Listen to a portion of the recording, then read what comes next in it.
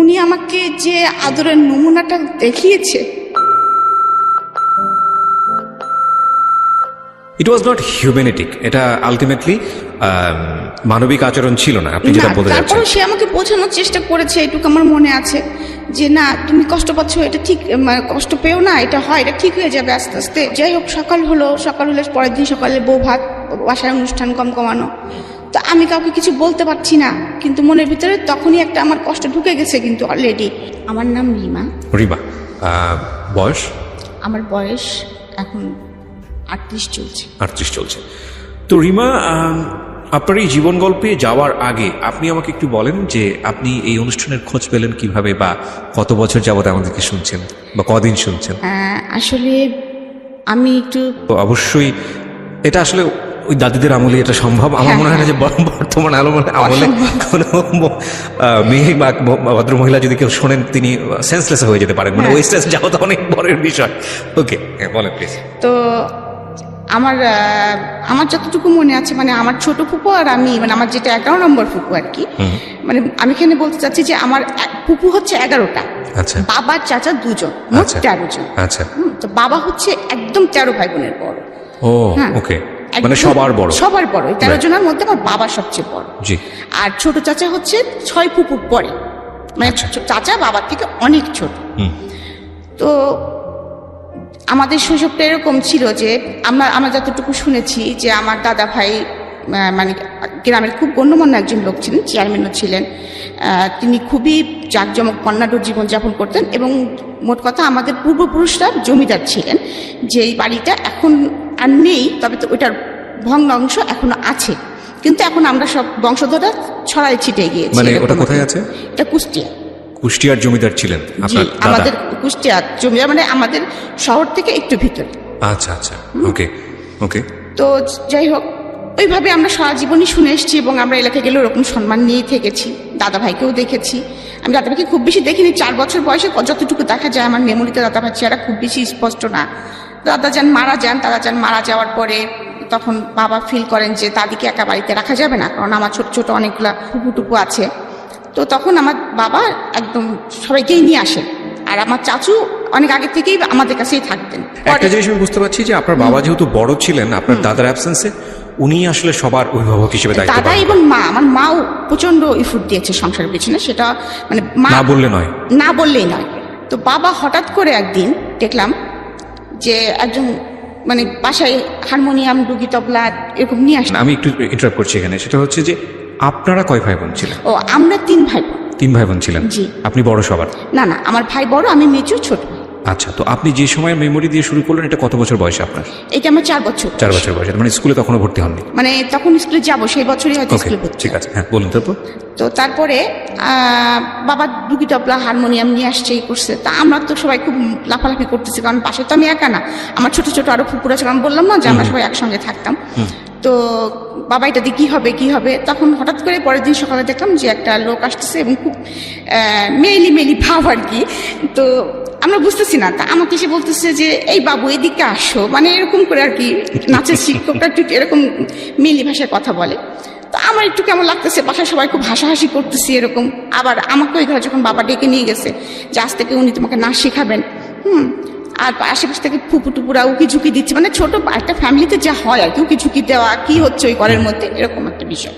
তো যাই হোক, আমি একটু করে নাচ শেখা শুরু করলাম। তারপরে বাবা উনি আসেন, নাচতে আমার ভালোই লাগে, কারণ আমি যেটা শুনেছি, আমি নাকি ছোটকাল থেকে মানে অনুকরণ প্রিয় ছিলাম খুব আর কি। মানে যেভাবে কথা বলতেছি, যেভাবে হাঁটতেছি তার পিছে ওইভাবে দুষ্টামি করে হাঁটতেছি, এরকম আর কি। আর আরেকটা কথা বলি যে আমাদের ফ্যামিলিতে যেহেতু আমার 11টা ফুপু, একটা চাচা, আর তখন শুধু ভাই বোন বলতে আমরা 3 জন, তার মধ্যে মেয়ে আমি একজন।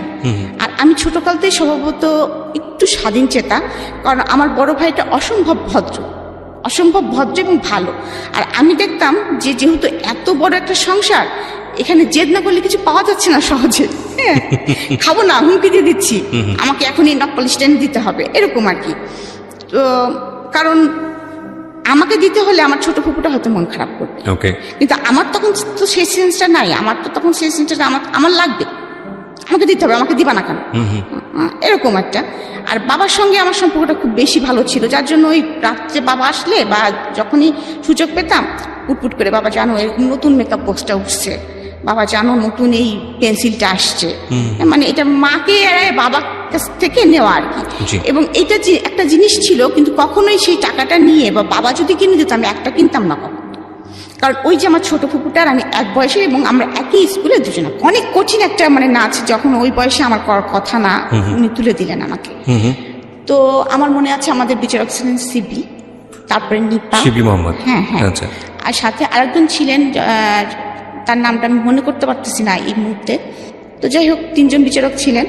যখন আমি নাচটা শেষ করলাম তখন আমাকে বলল, বাবু তোমার সাথে কে এসেছে? তো আমি বললাম যে আমার সঙ্গে বাবা এসেছে, মা এসেছে, বাবাকে ডাক। তখন তো আমাদের ক্যাসেট প্লেয়ার ছিল, ক্যাসেট প্লেয়ারের যুগ আর কি। তো আমার বাবাকে ডাকলেন, ডাকার পরে কি বলবো, আমার গুরুজি আর কি বলবো, শিবলি মোহাম্মদ, হ্যাঁ মোহাম্মদ, উনি বললেন ও এত ভালো নেচেছে আর এত সুন্দর পায়ের কাজ, আর সেকেন্ডলি ওর পায়ের কাজ আর ওর হচ্ছে আর্ট। তো আমরা বাধ্য হয়েছি যে মানে নিপাকে বলেছি তুই ওর পা দেখ, আমি ওর আর্ট দেখি, মানে একবারে দুটো জিনিস আমরা ফলো করতে পারিনি। আমার বাবাকে এটা বললেন এবং বাবাকে অনুরোধ করলেন যে আপনি নাচটা ছাড়াবেন না আপনার মেয়েকে। সে তার পাটা খুব মানে ক্লাসিক্যালের জন্য যেটা দরকার, তার পায়ের কাজটা অসাধারণ। তারপরে তখন বাবা একটু খুশি হয়ে গেলেন, অনেক খুশি হয়ে গেলেন। সে মনে মনে চিন্তা করতেছেন হয়তো বা এবার আমার মেয়ে ফার্স্ট সেকেন্ড থার্ডের মধ্যে একটা প্লেস করবে। হলো তাই, আমি সেবার সেকেন্ড হলাম। এবং আমাদের তখনকার প্রেসিডেন্ট ছিলেন মোহাম্মদ রাজ্জাক আর কি মনে হয় উনি। ভাই জান আমি তো বলছি কিন্তু ও যে গোসা করে সারাদিন পরে থাকবে আমি তো বুঝতে পারিনি।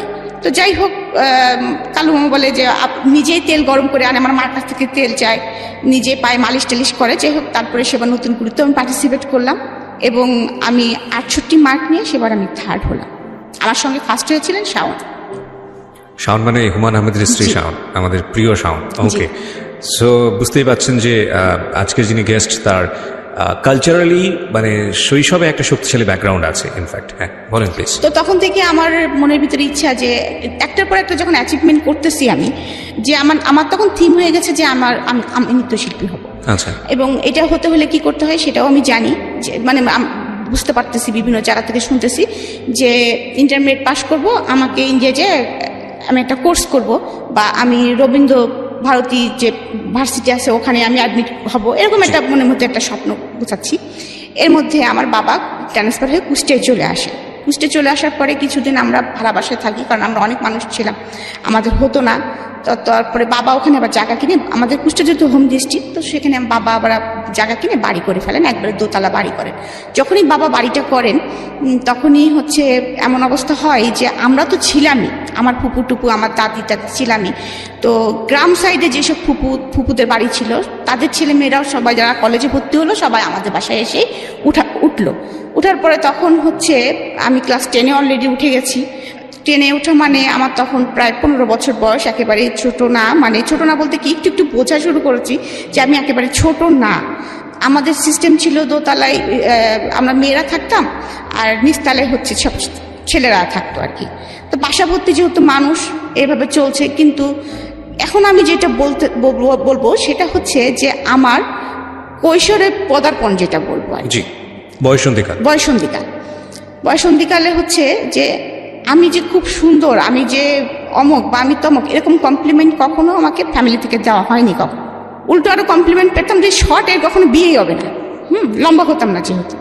আর যেহেতু ওই যে ডান পিঠের স্বভাবটা ছিল তার জন্য আমি কিন্তু আমার গায়ের রং কিন্তু 2 ভাগ থেকে চাপা। তো স্কুলে যেতাম যখন, তখন দেখতাম যে কিছু কিছু ছেলেরা সাইকেল নিয়ে পিস পিস যাচ্ছে। তো মজাই লাগতো আর কি, মজা লাগতো কি রে এই ছেলেটা পিস পিস আসে কেন। আবার এমনও আছে কোনোদিন এসে হয়তো বলেও দিতাম বাসায় যে ভাই জানিস যাচ্ছিলাম আমাদের পাড়ার অমুক ছেলেকে দেখলাম, মানে ফুপাতো ভাই তো মেলাগুলায় বাসায়, আমার ভাইকেও বলতেছি, আমার ফুপাতো ভাইদেরকে বলতেছি যে তারা আবার কি করছে, দেখা যায় যে তাকে যে শাসায় খেয়ে আসছে, তুই আমার বোনের পিস পিস গেছিস কেন। এটা হয়তো বা আমি জানিও না বা আমার বাবাও জানে না। তো এইভাবে চলতেছে। যাই হোক, ওই সময় আমার তখনও স্ট্যান্ড বাই 2 ফুপুর বিয়ে হয় নাই। তো আমাকে নিয়ে প্রচন্ড ঝামেলা শুরু হলো, মানে আপনার পিছিয়ে এরকম ভাবে। হ্যাঁ, আমার পিছনে এ পাড়ার ছেলে লেগে গেল, ও পাড়ার ছেলে লেগে গেল, কেউ মানে বাসায় ফোন করে, কেউ ডিস্টার্ব করে, মানে স্কুলে তো ডিস্টার্ব করে, চিঠিপত্র তো দেয়। আর আমি আবার এখানে একটা বোকামি, এখন মনে হয় যে বোকামি করেছি, যে আমি আবার তাদেরকে পিটাইতাম। মানে বললো রাস্তার মধ্যে একটা প্রস্তাব দিল, এই চিঠিটা নাও, আমি জুতা পিটা করে চলে আসছি, দেখা যাচ্ছে যে বদমেশ তোর চিঠি নেবো কিসের জন্য। হ্যাঁ, তারপরে দেখা যাচ্ছে আবার বাসায় এসে আবার নালিশ করলাম, আমার ভাইরা যে আবার তাদেরকে পিটুনি দিল, আবার এ পাড়ার ছেলে হলো ও পাড়ার ছেলের সাথে মারামারি লেগে গেল।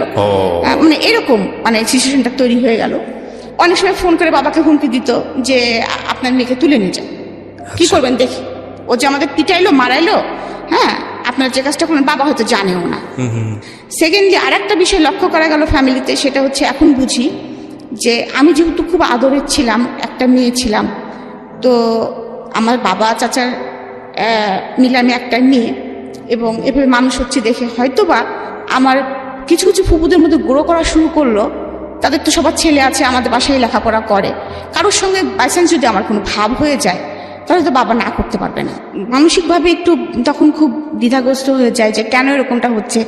বাবা আগে বাইরে যেতে দিতেন, স্বাধীন ছিলাম, খেলতে যাওয়া বন্ধ, এর মধ্যে আমার নাচটাও বন্ধ হয়ে গিয়েছে। তো এরকম বাসায় খুব হইচই চলতেছে আর কি। বাবা আমাকে একদিন ডেকে বললেন যে মা, তুমি কারোর সঙ্গে এত ক্লোজ হয়ে না, তুমি তো সবার সঙ্গে খুব বেশি মেশো, হ্যাঁ তুমি একটা জিনিস মনে রাখবা যে তোমার নিজের ভাইয়া ছাড়া এখানে তোমার কেউ আপন ভাইয়া না। আর তুমি যদি রাস্তার একটা ছেলে ধরে নিয়ে আসো মা, সেটা আমি মেনে নিব, কিন্তু তুমি যদি আমার কোনো আত্মীয়তার সঙ্গে আত্মীয়তা করো তাহলে আমি সেটা মেনে নিব না। কারণ তুমি এখন বড় হয়েছো মা, তোমাকে এই কথাটা আমার বলা প্রয়োজন। কারণ আমি জানি তুমি তোমার মার সঙ্গে, আমি মার সঙ্গে কখনোই তেমন ফিল ছিলাম না, এখন ফিল করি যে মা কি জিনিস। হ্যাঁ, তখন কিন্তু হয়েছে কি, মা তো সারাদিন কাজে ব্যস্ত থাকতো, মার কাছে বকাটাই খেতাম বেশি আর কি, ওই জন্য মাকে ভালো লাগতো না। বাবা তো আদর দিত, বাবাকেই ভালো লাগতো আর কি, যেটা স্বাভাবিক যেটা হয়। তখন মা হচ্ছে ভিলেনের রোলটা পালন করতেছে আর কি, কারণ মা শাসন করেন। হ্যাঁ, তো তখন আমি হচ্ছে এমনকি আমি রাগ হলে, মার উপরে রাগ হলে মাকে বলতাম তুমি আমার মা না, তুমি আমার খালা। এমনকি একদিন ফকির আসছে, আমার আবার খুব ফকিরের ভিক্ষা দেওয়ার স্বভাব ছিল। রাস্তায় আপনার মানে কোনো রিক্সাওয়ালাকে দেখলে, মানে একটু বুড়ো মতো রিক্সাওয়ালা দেখলে ব্যাগে যা থাকতো দিয়ে দিতাম। মানে আমার এখনো সেই স্বভাবটা আছে, যার জন্য আমি অনেক বকাও খাই, এখনো সেই স্বভাবটা আমার আছে। তো যাই হোক, এরকম একটু মায়া দয়া পূর্ণমূলক ছিল মানুষ ছিলেন, যেমন যেদি ছিলাম না অপরদিকে এই দিকটা ছিল আর কি। তো যাই হোক, এর মধ্যে আমার ফ্যামিলিতে খুব এটা নিয়ে খুব হইচই চলতেছে। বাবা ট্যাকেল দেওয়ার চেষ্টা করতেছে, পারতেছে না। এদিকে ফুপুরা বলে কি আমার ছেলে তো এরকম ভালো পাস করতেছে, আমার ছেলের সাথে বিয়ে দিয়ে দাও। ও বলে যে না ঠিক আছে মিয়া ভাই, মেয়ের নাচটা বন্ধ করে দাও, এরকম। আবার বিভিন্ন জায়গাতে বিয়ের প্রস্তাব আসে, এদিকে আবার হুমকি আসে। ইন্ডিপেন্ডেন্ট টাইম একদিন, আমি তখন ফার্স্ট ইয়ারে পড়ি, তো আমি রিক্সায় করে আসতেছি। Honours first year? হ্যাঁ, অনার্স না, আমি ইন্টারমিডিয়েট ফার্স্ট ইয়ার। হ্যাঁ, তখন অনলি আমার 16 বছরে পা দিয়েছি আমি। তো আমি কুষ্টিয়া সরকারি কলেজে পড়তাম। জি। তো আমি কলেজ থেকে আসতেছি দুপুরের টাইম, একটু নিরিবিলি, 3:30 বাজতো আমাদের ক্লাস শেষ হতে হতে। আমার ছোট ফুপুর আমি একসঙ্গে যেতাম। তো সেদিন ছোট ফুপু আর জাননি কি কারণে, যে কোনো কারণে হোক। তো হঠাৎ করে আমার পিছনে একটা ছেলে ঘুরতো, এরকম, আমি নামটা এখন বলতে চাচ্ছি না। তাকে দেখে যে আমার কখনো ভালো লাগেনি এটা কিন্তু বললে মিথ্যা কথা বলা হবে। মানে আমি তাহলে আপনি পুরো গল্পটাই আসলে শুনতে চাই। গল্পটা বলি এরকম, সেই ছেলেটা আমার সাথে পড়তো জেলা স্কুল। আচ্ছা, একই ক্লাসমেট, একই পাড়ায় বাড়ি, পাশাপাশি বাড়ি আমাদের। হ্যাঁ, তো ওরা অনেকগুলি ভাই, তো আমাদের সাথে সম্পর্ক ছিল খুব ফ্যামিলিগত আর কি। হ্যাঁ, তো ও যখন আমাদের তখন আমরা তো অবজেক্টিভের যুগে পাশ করা, অনুপম নামে একটা গাইড ছিল। হ্যাঁ, তো একদিন আমাকে বলতেছি রিমা তোর কাছে অনুপম গাইড আছে? আমি বললাম যে হ্যাঁ আমি এটা কিনেছি। হ্যাঁ, তো আমার কাছে গাইডটা নিয়ে গেল, নিয়ে যাওয়ার পরে 2 দিন পরে গাইডটা যখন ফেরত দিল, আমাদের একটা চিঠি দিল। তো চিঠিটা দেওয়ার পরে চিঠিটা পড়লাম, আমি তো চিঠি তো আর একা পড়ি নেই, চিঠিটা মানে বইটা খুলতে যে চিঠি করলে এমনি একটা জিনিস আছে দেখিস, পাড়ার ছেলে। কিন্তু আমি আমার ছোট ফুপু তো একদম বান্ধবী। হ্যাঁ, ফুপু দেখ, মানে তার নামটাই আর কি বলে ফেলতে যাচ্ছিলাম আর কি। তো ও আমাকে এরকম চিঠি দিয়েছে, দেখি কি লিখেছে, যখন ওই বয়সে যেটা হয় আর কি। 2টা চিঠি দিয়েছে, তার মধ্যে আবার আর্টও করেছে, 2টা পায়রা একটা লাভ নিয়ে উঠে চলে যাচ্ছে আর কি, এরকম কিছু আর কি। তো ভালোবাসা না ভালো লাগা না, কিন্তু বিষয়টা হচ্ছে পেটের মধ্যে প্রজাপতি কিন্তু উঠতেছে, মানে একটু ভালো লাগা তো তখন বুঝি আর কি। যাই হোক তখন ওই পর্যন্ত তো আমি তখন ওকে বলতেছি কি, তো একদিন আমাকে জিজ্ঞেস কর, মানে ওই ছেলেটা সরাসরি আমাকে জিজ্ঞেস করে, যাই হোক সবসময় তো মাঠে খেলাধুলা হচ্ছে, দেখা সাক্ষাৎ হচ্ছে, তখন বলতেছে কি তোকে চিঠি দিছিলাম, চিঠিটার উত্তর দিলি না। তা আমি বললাম চিঠির উত্তর দিয়ে কি তুই জুতার বাড়ি খাবি? ভাই শুনলে তোরা কি করবে তো জানিস? মানে ওর বড় ভাই আর আমার বড় ভাই আবার একদম জানে দোস্ত। তখন আমি বলতেছি কি ভাই শুনলে তোকে কি করবে জানিস? আমি লিটন ভাইকেও বলে দিবে এই কথা, আমার ভাইকেও বলে দিবে এই কথা। তখন ও বেচারি আমার পিছনে এরকম ঘুরতেছে, আমি কোনো পাত্তা দিচ্ছি না, কিন্তু ভালো লাগাটা কিন্তু আমার ভিতরে আমার একটু আছে যে ভালো লাগতেছে। ও যখন পিছন পিছন ঘুরে বা আমার বাসার সামনে দিয়ে যায় যখন, তখন কিন্তু আমি ছাদে উঠছি, দেখি যাচ্ছে, এরকম আর কি। মানে আপনার ভিতরে একটু ভালো লাগে কিন্তু আপনি সেটা বুঝতে দেন না। হ্যাঁ, বুঝতে দেয় না, কিন্তু ওই ভালো লাগাটা কি ভালোবাসা আমি এটা তখনও বুঝি নাই। আচ্ছা, ইন্টারমিডিয়েট ফার্স্ট ইয়ার। হ্যাঁ, ইন্টারমিডিয়েট ফার্স্ট ইয়ার, বুঝতেছি না এই বিষয়ে কোনো, তখন তো মোবাইলের যুগ না, কিছুই না, তখনকার যুগটাই ছিল তো এরকম যে একটু চোখে দেখা দেখি হলো, একটু গোপনে হয়তো একটু বাগানে আগানে যারা একটু কথা হলো, এই তোমার এই চিঠিটা এই টাইপের আর কি পরিবেশ শুরু হয় না। তারপরে আমরা যৌথ ফ্যামিলিতে বিলং করি, রাস্তাতে হাঁটতে গেলেও দেখাচ্ছে কোনো না কোনো ভাইয়ের সাথে দেখা হয়ে গেছে, একটু তার সাথে কথা বলছিলি, এরকম একটা অবস্থা। তো আমাদের তো কোনো রকম স্বাধীনভাবে কোনো কিছু করার মতো পরিস্থিতি নাই। তো যাই হোক, এরকম পরিস্থিতি চলতেছে, এদিকে আবার আমার হঠাৎ করে বাসার মধ্যে এরকম চলতেছে। হঠাৎ করে ওই ছেলেটা ভালো ছিল লেখাপড়ায়, কি হয়েছে কোনো সঙ্গদোষে বা কোনো কিছু কারণে একটু খারাপ হয়ে যায়, মানে শুনতাম আর কি, নেশা টেশা করে। আমি যখন ম্যাট্রিক পরীক্ষা দিয়েছিলাম তখন ওরা ম্যাট্রিক পরীক্ষা দেওয়ার কথা ছিল, কিন্তু দেয়নি, এনিহাউ সে কেন কারণে দেয়নি। তো যাই হোক, কিন্তু আমার পিছনে ঘুরতোই। তা আমি মাঝে মাঝে বলতাম যে তুমি ম্যাট্রিক পরীক্ষা দিলা না, তুমি করলা না, তো তুমি হচ্ছে আমার পিছনে ঘুরো কি করে, তুমি তো এখন আমার জুনিয়র হয়ে গেছো। তো এই কথাগুলো কিন্তু মার কানে বাবার কানে প্রতিনিয়ত যাইতো, যে ও আমাকে এরকম খুব ডিস্টার্ব করতো। এবং আমি তখন কিন্তু অলরেডি বোধ বুদ্ধি হয়ে গেছে যে না, এরকম করা যাবে না। হ্যাঁ, কারণ ও যেহেতু ম্যাট্রিক পরীক্ষা দেয়নি, খারাপ ছেলেদের সাথে মিশে গেছে, ভালো লাগাটা আমার দূর হয়ে গেছে, সোজা কথা, আর ভালো লাগাটা নাই। তো তখন একদিন আমার মা ওকে যে বলতেছে যে তুমি যে ওকে এরকম হুমকি দামকি দিচ্ছ, তুমি কি জানো বাবা, তুমি যে এমনি তোমাদের সাথে আমাদের খুব ভালো একটা সম্পর্ক, সেকেন্ডলি তোমার সাথে আমার মেয়ে বেদি, তুমি কি পারবা? তুমি ওর থেকে ছোট ক্লাস, তুমি লেখাপড়া করনি, তারপরে তুমি যে মস্তানি হস্তানি করে বেড়াও। আর আমার মেয়ে জুতা কয়টা কতগুলো জামা তুমি জানো? ও কতগুলো জুতা পরে, কতগুলো জামা পরে, ও কোনো জামার সাথে ম্যাচিং করে ছাড়া জুতা স্যান্ডেল জামা পরে না। তুমি তো এগুলো পারবা না বাবা, তুমি খালি খামাখাকে কেন ডিস্টার্ব করতেছো? ও তুমি অ্যাফোর্ড করতে পারবা না। যাই হোক, আমার মা এই ডায়লগটা মনে হয় সবাইকেই দিতেন, যে ফোন করতো তাকেই মনে হয় ডায়লগটা দিতেন। এটা একটা মজার বিষয় যে আমার জুতার খরচ কেউ অ্যাফোর্ড করতে পারবে না। হ্যাঁ, কারণ আমার জুতার প্রতি খুব দুর্বলতা ছিল, প্রচুর জুতা কিনতাম। যাই হোক, তো এরকম একটা পরিস্থিতি, কলেজ থেকে আসতেছি আমি, আসার পরে আপনাকে কি বলবো আর কি, হঠাৎ করে কয়েকটা ছেলে আমার রিক্সাটা ঘিরে ধরে, মানে আমি যেটা একদম অপ্রস্তুত ছিলাম, এবং পরে দেখি ও আছে সাথে। তো অনেক কথা কাটাকাটি হচ্ছে ওর সাথে আমার। ও বলতেছে তুই এখনই যাবি আমার সাথে, তোকে আমি এখনই বিয়ে করবো, তুলে নিয়ে যাই বিয়ে করবো, দেখি কার ক্ষমতা কে ঠেকায়। আমি বলছি কেন তোমার সঙ্গে আমি যাবো, তুমি কেন আমাকে বিয়ে করবা, আর তুলে নিয়ে বিয়ে করার কেস, তোমার বিয়ে করতে হলে আমার বাসায় আসো, খালাম্মাকে বলো। হ্যাঁ, এরকম বলতেছি যে, আর আমি তো এখন বিয়ে করবোই না, অসম্ভব, আমার সামনে ইন্টারমিডিয়েট পরীক্ষা, আমার একটা লাইফ পড়ে আছে, আমি তখন বিয়ে করবোই না, তুমি তো বললে হবে না। আর আমি তোমাকে কোনোদিনও বলিনি যে আমি তোমাকে ভালোবাসি বা এরকম, তুমি আমাকে বলেছ, আমি কিছুই বলিনি তোমাকে, তুমি তো আমাকে ভেবে ফোর্স করতে পারো না। ওর সঙ্গে আমার খুব মানে কথা কাটাকাটি হচ্ছে। এর মধ্যেই ও দেখি কি পিছন থেকে একটা পিস্তল বের করে ফেলছে। এখন ওইটা অরিজিনাল কি নকল আই ডোন্ট নো, আমি তখন তো চিনি না পিস্তল। ওইটা আমার সরাসরি মাথায় ঠেকায় বলতেছে, হয় আজকে তুই মরবি, নাহলে আমি মরবো, যে কোনো একজন মরবি। মানে সেই একদম বাংলা সিনেমা মোটামুটি আর কি, যদিও বাংলা সিনেমা, কিন্তু তবু ওইটা আমি মানে রিলাইজ করতে পারতেছি যে আমি কি মুভমেন্টে আছি। যাই হোক, ওরকম যখন রাস্তার মধ্যে বিতর্কটা চলতেছে, তখন আমাদের মানে আশেপাশে দিয়ে যায় না কিছু ছেলে পেলে, ওরা দেখছে যে আপুর সাথে এরকম হচ্ছে। তো তারপরে এরকম ওরা আবার আমাদের বাসায় চিনতো, আমাদের বাসায় যে খবর দিয়েছে, বলছে রিমা আপুকে কতগুলো ছেলে এরকম পিস্তল ধরছে এবং তাকে কোথায় যেন নিয়ে যাচ্ছে। তো এই কথা শোনার পরে সঙ্গে সঙ্গে মা তো ভাইয়াকে বলছে, বাসায় হইচই পড়ে গেছে, বাবা বাসায় ছিলেন না। কথা প্রসঙ্গে মা কিন্তু বুঝতে পারছে এটা টিটুরি কাজ হতে পারে। তো মা সঙ্গে সঙ্গে আমার বড় ভাই এবং লিটন মানে বড় ভাই দুজনে বলছে দেখি কোথায় আছে, তারা বাখলাম আপনি টেনশন করেন না, ওরা এত সাহস হয়নি যে এরকম করবে। আর ও কি করেছে, আমাকে নিয়ে যে আমাদের কুষ্টিয়ায় একটা বাঁধ আছে, বেরি বাঁধ, আমরা রেণুকের বাঁধ বলি, ওখানে নিয়ে যে আমাকে বসিয়ে রেখেছে যে তোকে আমাকে বিয়ে করতে হবে। তাই আমি বললাম কি বাদের মধ্যে এসে আমি কি বিয়ে করবো নাকি, তুই আমার এখানে বসায় রাখছিস কি জন্য ভাই? হ্যাঁ, তো বলতেছে না আমার বন্ধুরা গেছে কাজী ডাকতে, আমাকে যেখানে যেতে বলবো ওখানে যাবো, তোর সাথে আমি বিয়ে করবো আজকে। তা আমি চুপচাপ বসে আছি, হাসতেছি মনে মনে, কারণ আমি জানি যে এটা হয়তো বা কখনোই ও পারবে না, কারণ আমার বড় ভাই আছে এবং তার বড় ভাই যেটা আছে শুনলোকে মেরেই ফেলবে, যত মস্তানি হোক না কেন ফ্যামিলিকে একটু সবাই ভয় পায়। তো আমি ওই আধা ঘন্টা মতো এরকম আমাকে বসিয়ে রেখেছে, আমি বসে আছি কলেজ ড্রেস পরাই, ওরকম জামা কাপড় পরায় বসে আছি। তো এর মধ্যে তো ওর ফ্রেন্ড সার্কেল দিয়ে আমার ভাইরা বের করে ফেলেছে যে রিমাকে নিয়ে কোথায় গিয়েছে তোরা একটু আমাদেরকে বল। বড় ভাইরা বললে তো অনেক সময় ছোট ছোট ভাইরা না বলতে পারে না, তখন অনেকেই বলে যে ফ্রেন্ড সার্কেল, ওদের ফ্রেন্ড সার্কেলের মধ্যে বলছে যে হ্যাঁ এরকম একটা প্ল্যান করতেছিল, আজকে রিমাকে ধরবে যদি সুযোগ পায়, তো ওকে মনে হয় যথাসম্ভব রেণুক বাদে নিয়ে গিয়েছে, ওখানে মনে হয় বাদের মানে নদীর পাশে বসে আছে মনে হয়। হ্যাঁ, ওকে রাজি করানোর চেষ্টা চলছে। আসলে ভাই এরকম কিছু না, ও যদি চাপে পড়ে হ্যাঁ করে দেয়, মানে এরকম একটা কিছু বলছে আর কি।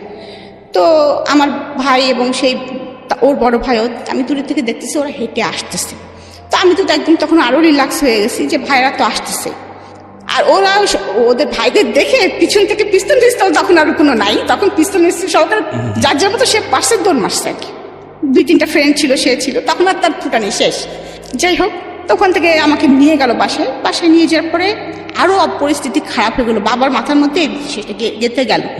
হ্যাঁ, একদম গেঁথে গেল, মানে মা তো প্রচন্ড ভীতু হয়ে গেলেন, না জানি এরকম অ্যাক্সিডেন্ট আর একদিন হলে কি হবে, আজকে এই পাশের বাড়ির ছেলে করেছে, আর এক পাড়ার ছেলে করলে কি হবে, আর এক পাড়ার ছেলে কি হলে কি হবে, আমি মেয়েটাকে কিভাবে কি করবো, মান সম্মান, এদিকে ফ্যামিলিতেও কারোর সাথে যদি আমার মেয়ের সম্পর্কে জড়া যায় তাহলেও আমার প্রবলেম। সবার কথা হচ্ছে রাজ্য সহ রাজকন্যা, আমার মেয়েটাকে কতটুকু তারা ভালো করবে আমি জানি না, হয়তো বা আমার সম্পত্তির দিকেই আসবে, এরকম বাসার মধ্যে বাবা মা খুব দ্বিধা এবং দ্বন্দ্বের মধ্যে আছেন, খুব সমস্যার মধ্যে আছেন। মানে তারা আমাকে নিয়ে, আমি এখন ফিল করি, তখন তো অত কিছু মেশিনে জানতাম না যে কেন আমাকে বিয়ে দেওয়া হচ্ছে, কি বৃত্তান্ত। এর মধ্যে হঠাৎ করে আমার কলেজ থেকে দেখে আমার বাসায় বিয়ের প্রস্তাব পাঠানো হয়। তো আমার বাবা তখন খুব টেনশন করতেছেন, মা খুব টেনশন করতেছেন, এখন সলিউশন কি? এই টাইমে তোমার নাচটাও বন্ধ হয়ে গেছে। আমি কিন্তু মানসিকভাবে তখন কিন্তু খুবই মানে খারাপ পরিস্থিতির মধ্যে দিয়ে যাচ্ছি, কারণ আমাকে বাসা থেকে বেরোতে দেওয়া হচ্ছে না ওই কারণের পরে। সেকেন্ডলি আমার নাচটা বন্ধ হয়ে গেছে, যেটা আমার অ্যাম্বিশন, মোট কথা যে আমার প্রথম ভালোবাসা, my first love is my নাচ, সেটা আমার বন্ধ হয়ে গেছে, যেটা আমার ধ্যান জ্ঞান যেটাই বলেন। মানে আমার তখন মানসিক পরিস্থিতি খুব খারাপ, একটুতেই চিল্লাপাল্লা করি, বাসায় হইচই করি, মানে অনেক কিছু। তো একদিন এরকম বাবা মাও খুব চিন্তিত, এরকম হঠাৎ করে। তো আমি একদিন বলতেছি কি যে বাবা, এইসব থেকে বেরোনো যায় কি করে, তুমি আমাকে অন্য কোথাও পাঠিয়ে দিতে পারো না এই শহর থেকে, আমার না ভালো লাগে না, বাসার মধ্যে বন্দি জীবন ভালো লাগে না, আমার নাচ বন্ধ হয়ে গেছে, তুমি কি পারো না আমাকে কোথাও একটু মানে নিয়ে যেতে বাবা, আমার আসলে খুব খারাপ লাগে, আমার নাচতে ইচ্ছে করে। মানে বাসার মধ্যে আমি তখনও কিন্তু নাচি, মাঝে মাঝে মন খারাপ হলে নাচি, কিন্তু আমি তো আর সেইভাবে বাইরে পারফর্ম করতে পারছি না।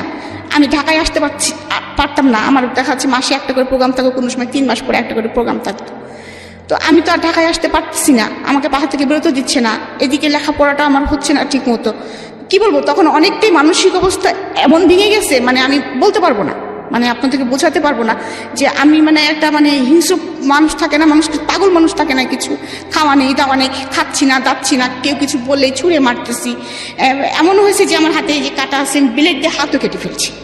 বাবাও আসলে পারতেছে না কিছু করতে, বাবাও অনেক সময় কান্না করতেছে, মাও কান্না করতেছে, এরকম পরিস্থিতি বাসায়।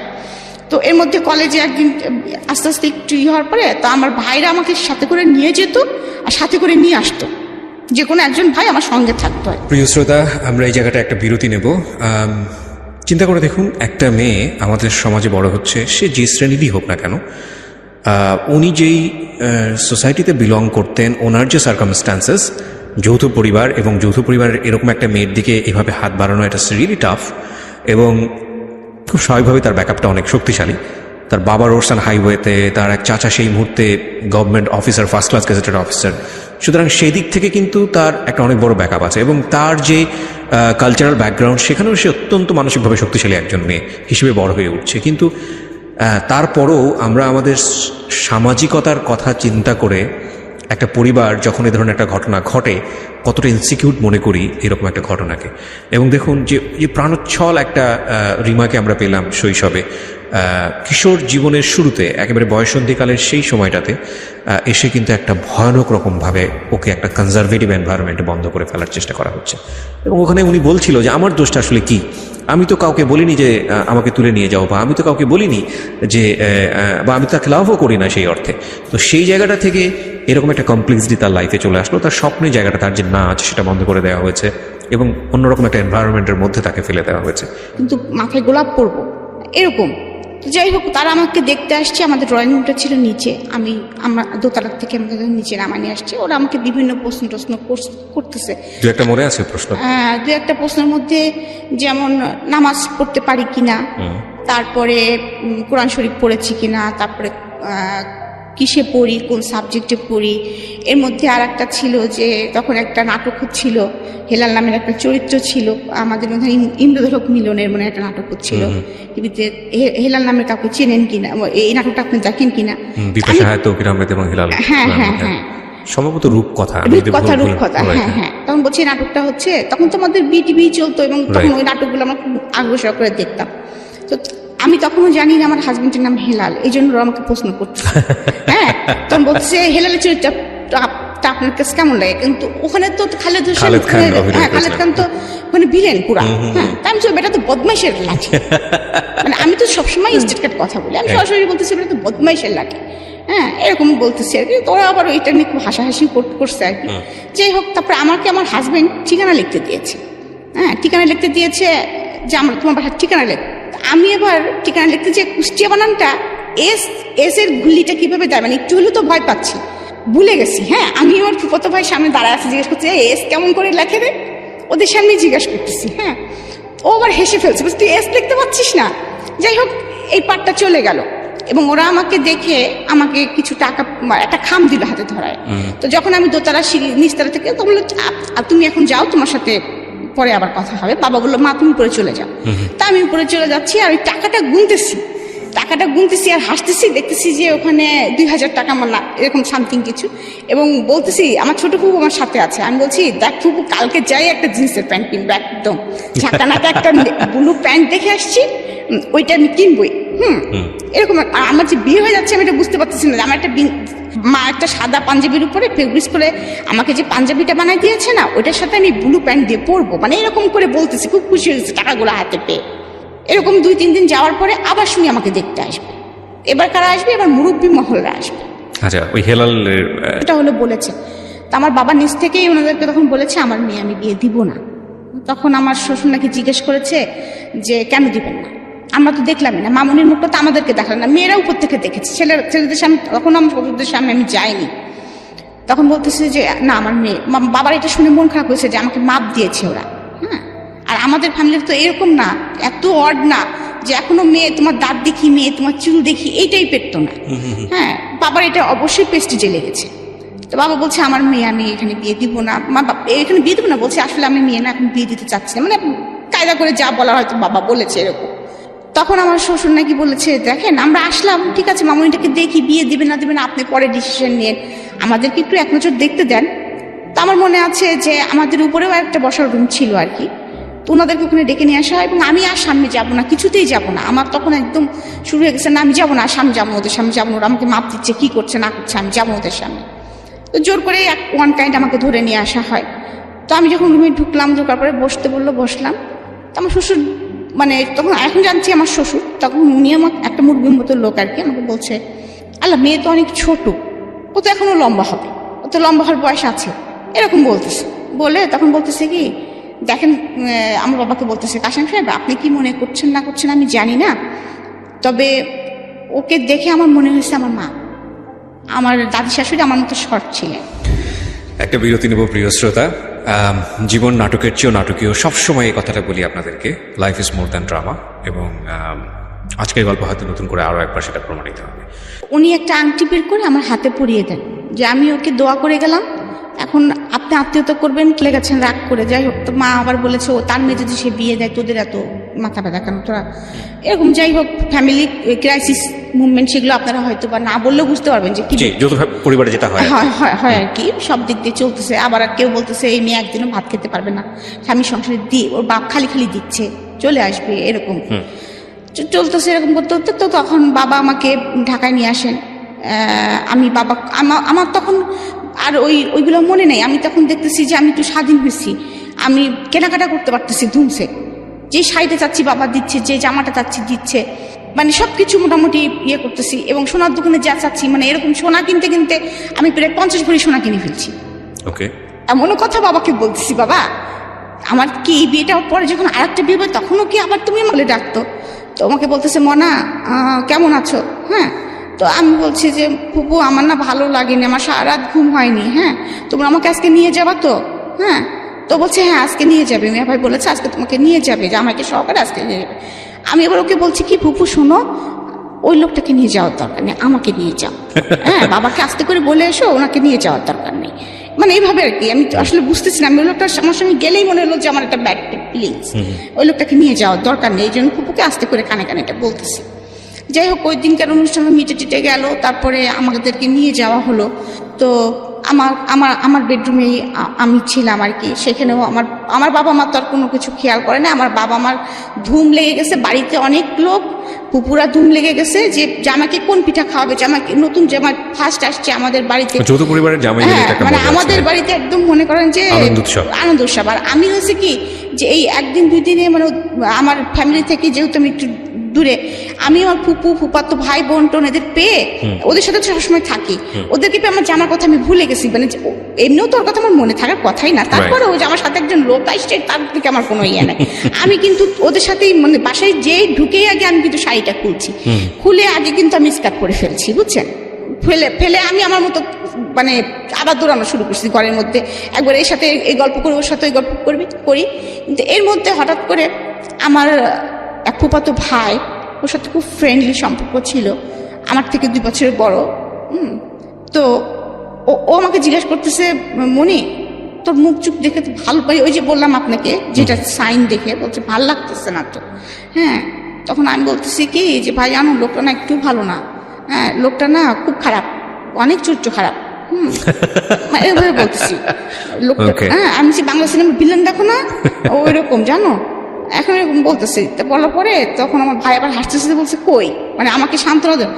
আমি তো দেখলাম যে মিঠুন চক্রবর্তীর মতো, হ্যাঁ এরকম আর কি কথাবার্তা হচ্ছে। যাই হোক আমার সংসারটা এইভাবে আর কি আগায় যাচ্ছে। আমি শ্বশুর বাড়িতে যাই আসি, বাবার বাড়িতেও থাকি, কিন্তু আমি কিন্তু এইগুলো আসলে তখন কিন্তু বুঝি না যে শ্বশুর বাড়ি গেলে কাজ করতে হয় কি করতে না হয়, কিন্তু বুঝতে পারতেছি না। আমি একদম থতমত খেয়ে হা করে বসে আছি যে আমাকে এই ধরনের কথা তো কেউ কখনো বলেনি। হ্যাঁ, আমি তো আসলে এরকম কথা কোনোদিনও বলে নাই আমাকে কেউ। তো আমি খুব মন খারাপ করে ওনাদেরকে তাকায় আসি, আসলে উনি কি বলতেছে। আমি বলতেছি মা আমার নাক ফুটো নেই সেই জন্য রাগ করতেছেন। আমি এটাও বুঝি নাই। যখন বলছে এই মেয়ের নাক ফুটো নাই, আমি নাক ফুটো জানো না? হ্যাঁ জানে। হ্যাঁ, কি বাড়িতে বিয়ে দিছি, মেয়ের হচ্ছে নাক ফুটো না থাকলে ছেলের অমঙ্গল হয়, এটা জানে না, এরকম বলতেছে। তা আমি বলছি এটার জন্য মনে উনি রাগ করছে। তা আমি বললাম ওই যে জেদি ছিলাম, আমি সে নাক ফুটোর যখন এতই সমস্যা, আচ্ছা ঠিক আছে। আমি একদম নিজের যে ঘরটায় থাকতাম, এমনকি আমি ওই ঘরে যখন যে ঘরটাকে আমাকে থাকতে দেওয়া হয়েছে, যে সেই ঘরটার পরিবেশটা এরকম ছিল যে একটা শুধু খাট, ড্রেসিং টেবিল নাই কোনো, একটা টেবিল আর একটা স্টিলের আলমারি, আর কিছু নেই ওই ঘরে। ও একটা আলনা ছিল, যে আমি কখনো মানে আমার ঘরটা তো অনেক সাজানো গুছানো, তখনকার সময় চেস্টের ড্রয়ার একদম ম্যাচিং করা সব কিছু। তখন এইটা আমার বাবা মা কিন্তু খেয়াল করেছে, আমার বাবা মা খেয়াল করেছে এবং তারা কিছু বলেনি, এবং তারা কিন্তু অলরেডি ফার্নিচারের অর্ডার দিয়েছে আমার জন্য আর কি। এবং আমার ঘরে যে ওই পাশে যে রঙিন টিভি নাই এটাও খেয়াল করেছে তারা, সাদা কালো টিভি দেখে তারা। ফ্রিজ একটা ছোট, কিন্তু বাড়ি কিন্তু 4 বাড়ি, 2টা ফ্লোর নিয়ে আমরা থাকি, কিন্তু ফার্নিচারের ডিজাইনগুলো সব পুরাতন, এরকম আর কি। আচ্ছা, জাস্ট লাইক বাবারা হয়তো এটা খেয়াল করেছে। তো আমার রুমের সাথে কোনো অ্যাটাচড বাথও ছিল, যেটা আমি কখনো কোনোদিন অভ্যস্ত না, আমি আগেই বলেছি।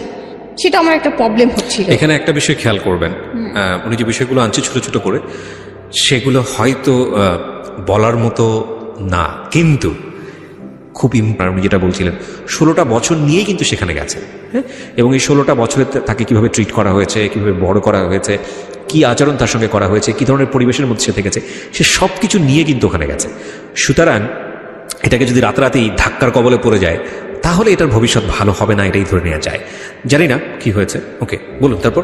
তো তারপরে যাই হোক, আমি এগুলো কিছু বলি না, কিন্তু আমি যে আসলে আমি এখন নিজে ইমাজিন করি যেটা, সেটা হচ্ছে যে ওই সময় এরকম বুবা কেমন কেমন করে হয়ে গিয়েছিলাম। হ্যাঁ, না বোবা বেশিক্ষণ থাকবেন না, এটা আমরাও জানি, কারণ কেন বোবা হয়ে সিচুয়েশন গিয়েছিলাম। ডিমান্ড হচ্ছে এমন একটা জিনিস মানুষ একটা পর্যায় পর্যন্ত সেভ করতে পারে। ইভেন তখন আমি মনে করি এটা সেভ না, এটা হচ্ছে জমায়। তো জমায় মানে হচ্ছে কি, ধনুকের তীরটা যখন আপনি টানবেন প্রথম পর্যায়ে কিন্তু ছাড়লে আপনি এটা বেশি দূর যাবে না, তো তখন মনে হয় কি ঠিক আছে তীর তো আসবে না কিন্তু তারপরে জমতে জমতে যখন একবার টানার পর এক্সট্রিম লেভেলে যখন টানা হবে, টানার পরে যখন ছাড়া হবে তখন কিন্তু গতিটা যায়। তো যে যত বেশি টানতে পারে, মানে যে যত বেশি সাইলেন্স থাকতে পারে, সে যখন বাস্ট হয় সে তত বেশি পরিমাণ শব্দ করে বাস্ট হয়। তো আমরা একটা জিনিস মনে করি, সেটা মেয়ে হোক বা ছেলেই হোক না কেন, যখন আমরা কারোর প্রতি অত্যাচার করছি কিংবা কেউ যখন একটা জিনিস মানিয়ে নিচ্ছে, চাপতেছে ভিতরে, চাপার ক্ষমতাটা ভালো, কিন্তু এটা যদি এমন হয় যে চাপতে চাপতে চাপতে চাপতে চাপতে চাপতে অনেক দিন ধরে চাপার পরে সে বাস্ট হলো, তাহলে ক্ষতি হওয়ার সম্ভাবনাটা বেশি। তার চেয়ে বরং একটু চাপলে একটু বের করে দিল, একটু চাপলে একটু বের করে দিল, সেটা অন্য জিনিস। কিন্তু ওনার ক্ষেত্রে বোধহয় বিষয়টা ওরকমই হয়েছে। জি রিমা, তারপর কি হলো? তারপরে আমি মানে জেদ করে ঘর আটকাই, মানে নিজের গেট আটকাই দিলাম, দিয়ে সুই সুতো নিছি। আমার ছোট নদকে বললাম নিজের নাক নিজেই পোড়াবেন? হ্যাঁ, নিজের নাক নিজেই ফুটো করে ফেলছি। করেছেন? হ্যাঁ, আমি বললাম না যে বিলেট দিয়ে হাত কাটতে যখন পারি, তখন তো ওই জেদ উঠলে তো আমি ওইটাও করতে পারি, বাইক চালাতে। আমার বিয়ের পরপরই আমার বাবা আমার হাজবেন্ডকে একটা বাইক কিনে দেন। আচ্ছা। যে তাহলে যখন তখন আমার মেয়ের সাথে করে আসতে পারবে, আমার মেয়েকে সাথে করে একটু ঘুরবে। কারণ আমার আবার বাইকে চড়ার খুব অভ্যাস ছিল, কারণ ভাইয়াদের সাথে বাইকে চড়তাম, কোথাও নিয়ে যেতে হলে বাইকে যেতাম, বাবার সাথে আবার যেতাম, যার জন্য আমি বাইকে চড়তে খুব পছন্দ করতাম। বাবা এটা জানতো, তো এরকম মাঝে মাঝে যাওয়া হতো। কিন্তু ওনার সাথে কি সম্পর্কটা আমার কেমন ছিল, মানে ঝগড়াঝাটিও ছিল না, আবার তার সঙ্গে খুব ফ্রি ছিলাম এরকমও না। যে সংসারে কি হচ্ছে সেটাও আমি তাকে বলতাম না। মানে হয়েছে কি, তার সঙ্গে আমার দেখা যাচ্ছে হয়তো খুব কম, ভয় পেতাম তাকে আমি, এবং কি বলে ডাকবো এটাও কিন্তু আমি বুঝতে পারতাম না। আমাকে কেউ ডাকতে বলে কোনো সময় ভাই বলে ডাকতাম, ভাই ভাই আপনাকে ডাকতেছে। আবার কখনো বলতাম কি দাদা ভাই দাদা ভাই আপনাকে ডাকতেছে, এরকম বুঝতাম না আর কি, বুঝতে পারছিলাম না আসলে যে আমার কি করণীয়। তো আমার মনে হচ্ছিল যে হয়তো বা মাকে বলতাম যে মা আমার কাজটা করলে মনে হয় ভালো হয়, উনি তো একটু রাগ টাগ করে। তো আমার মা বলতো যে শ্বশুরবাড়ির সবাই এরকম, তখন আমিও তো কাজ করি, হ্যাঁ করতে হয় মা এগুলো, একটু তুমি শাশুড়ির সঙ্গে একটু একটু হেল্প করবা।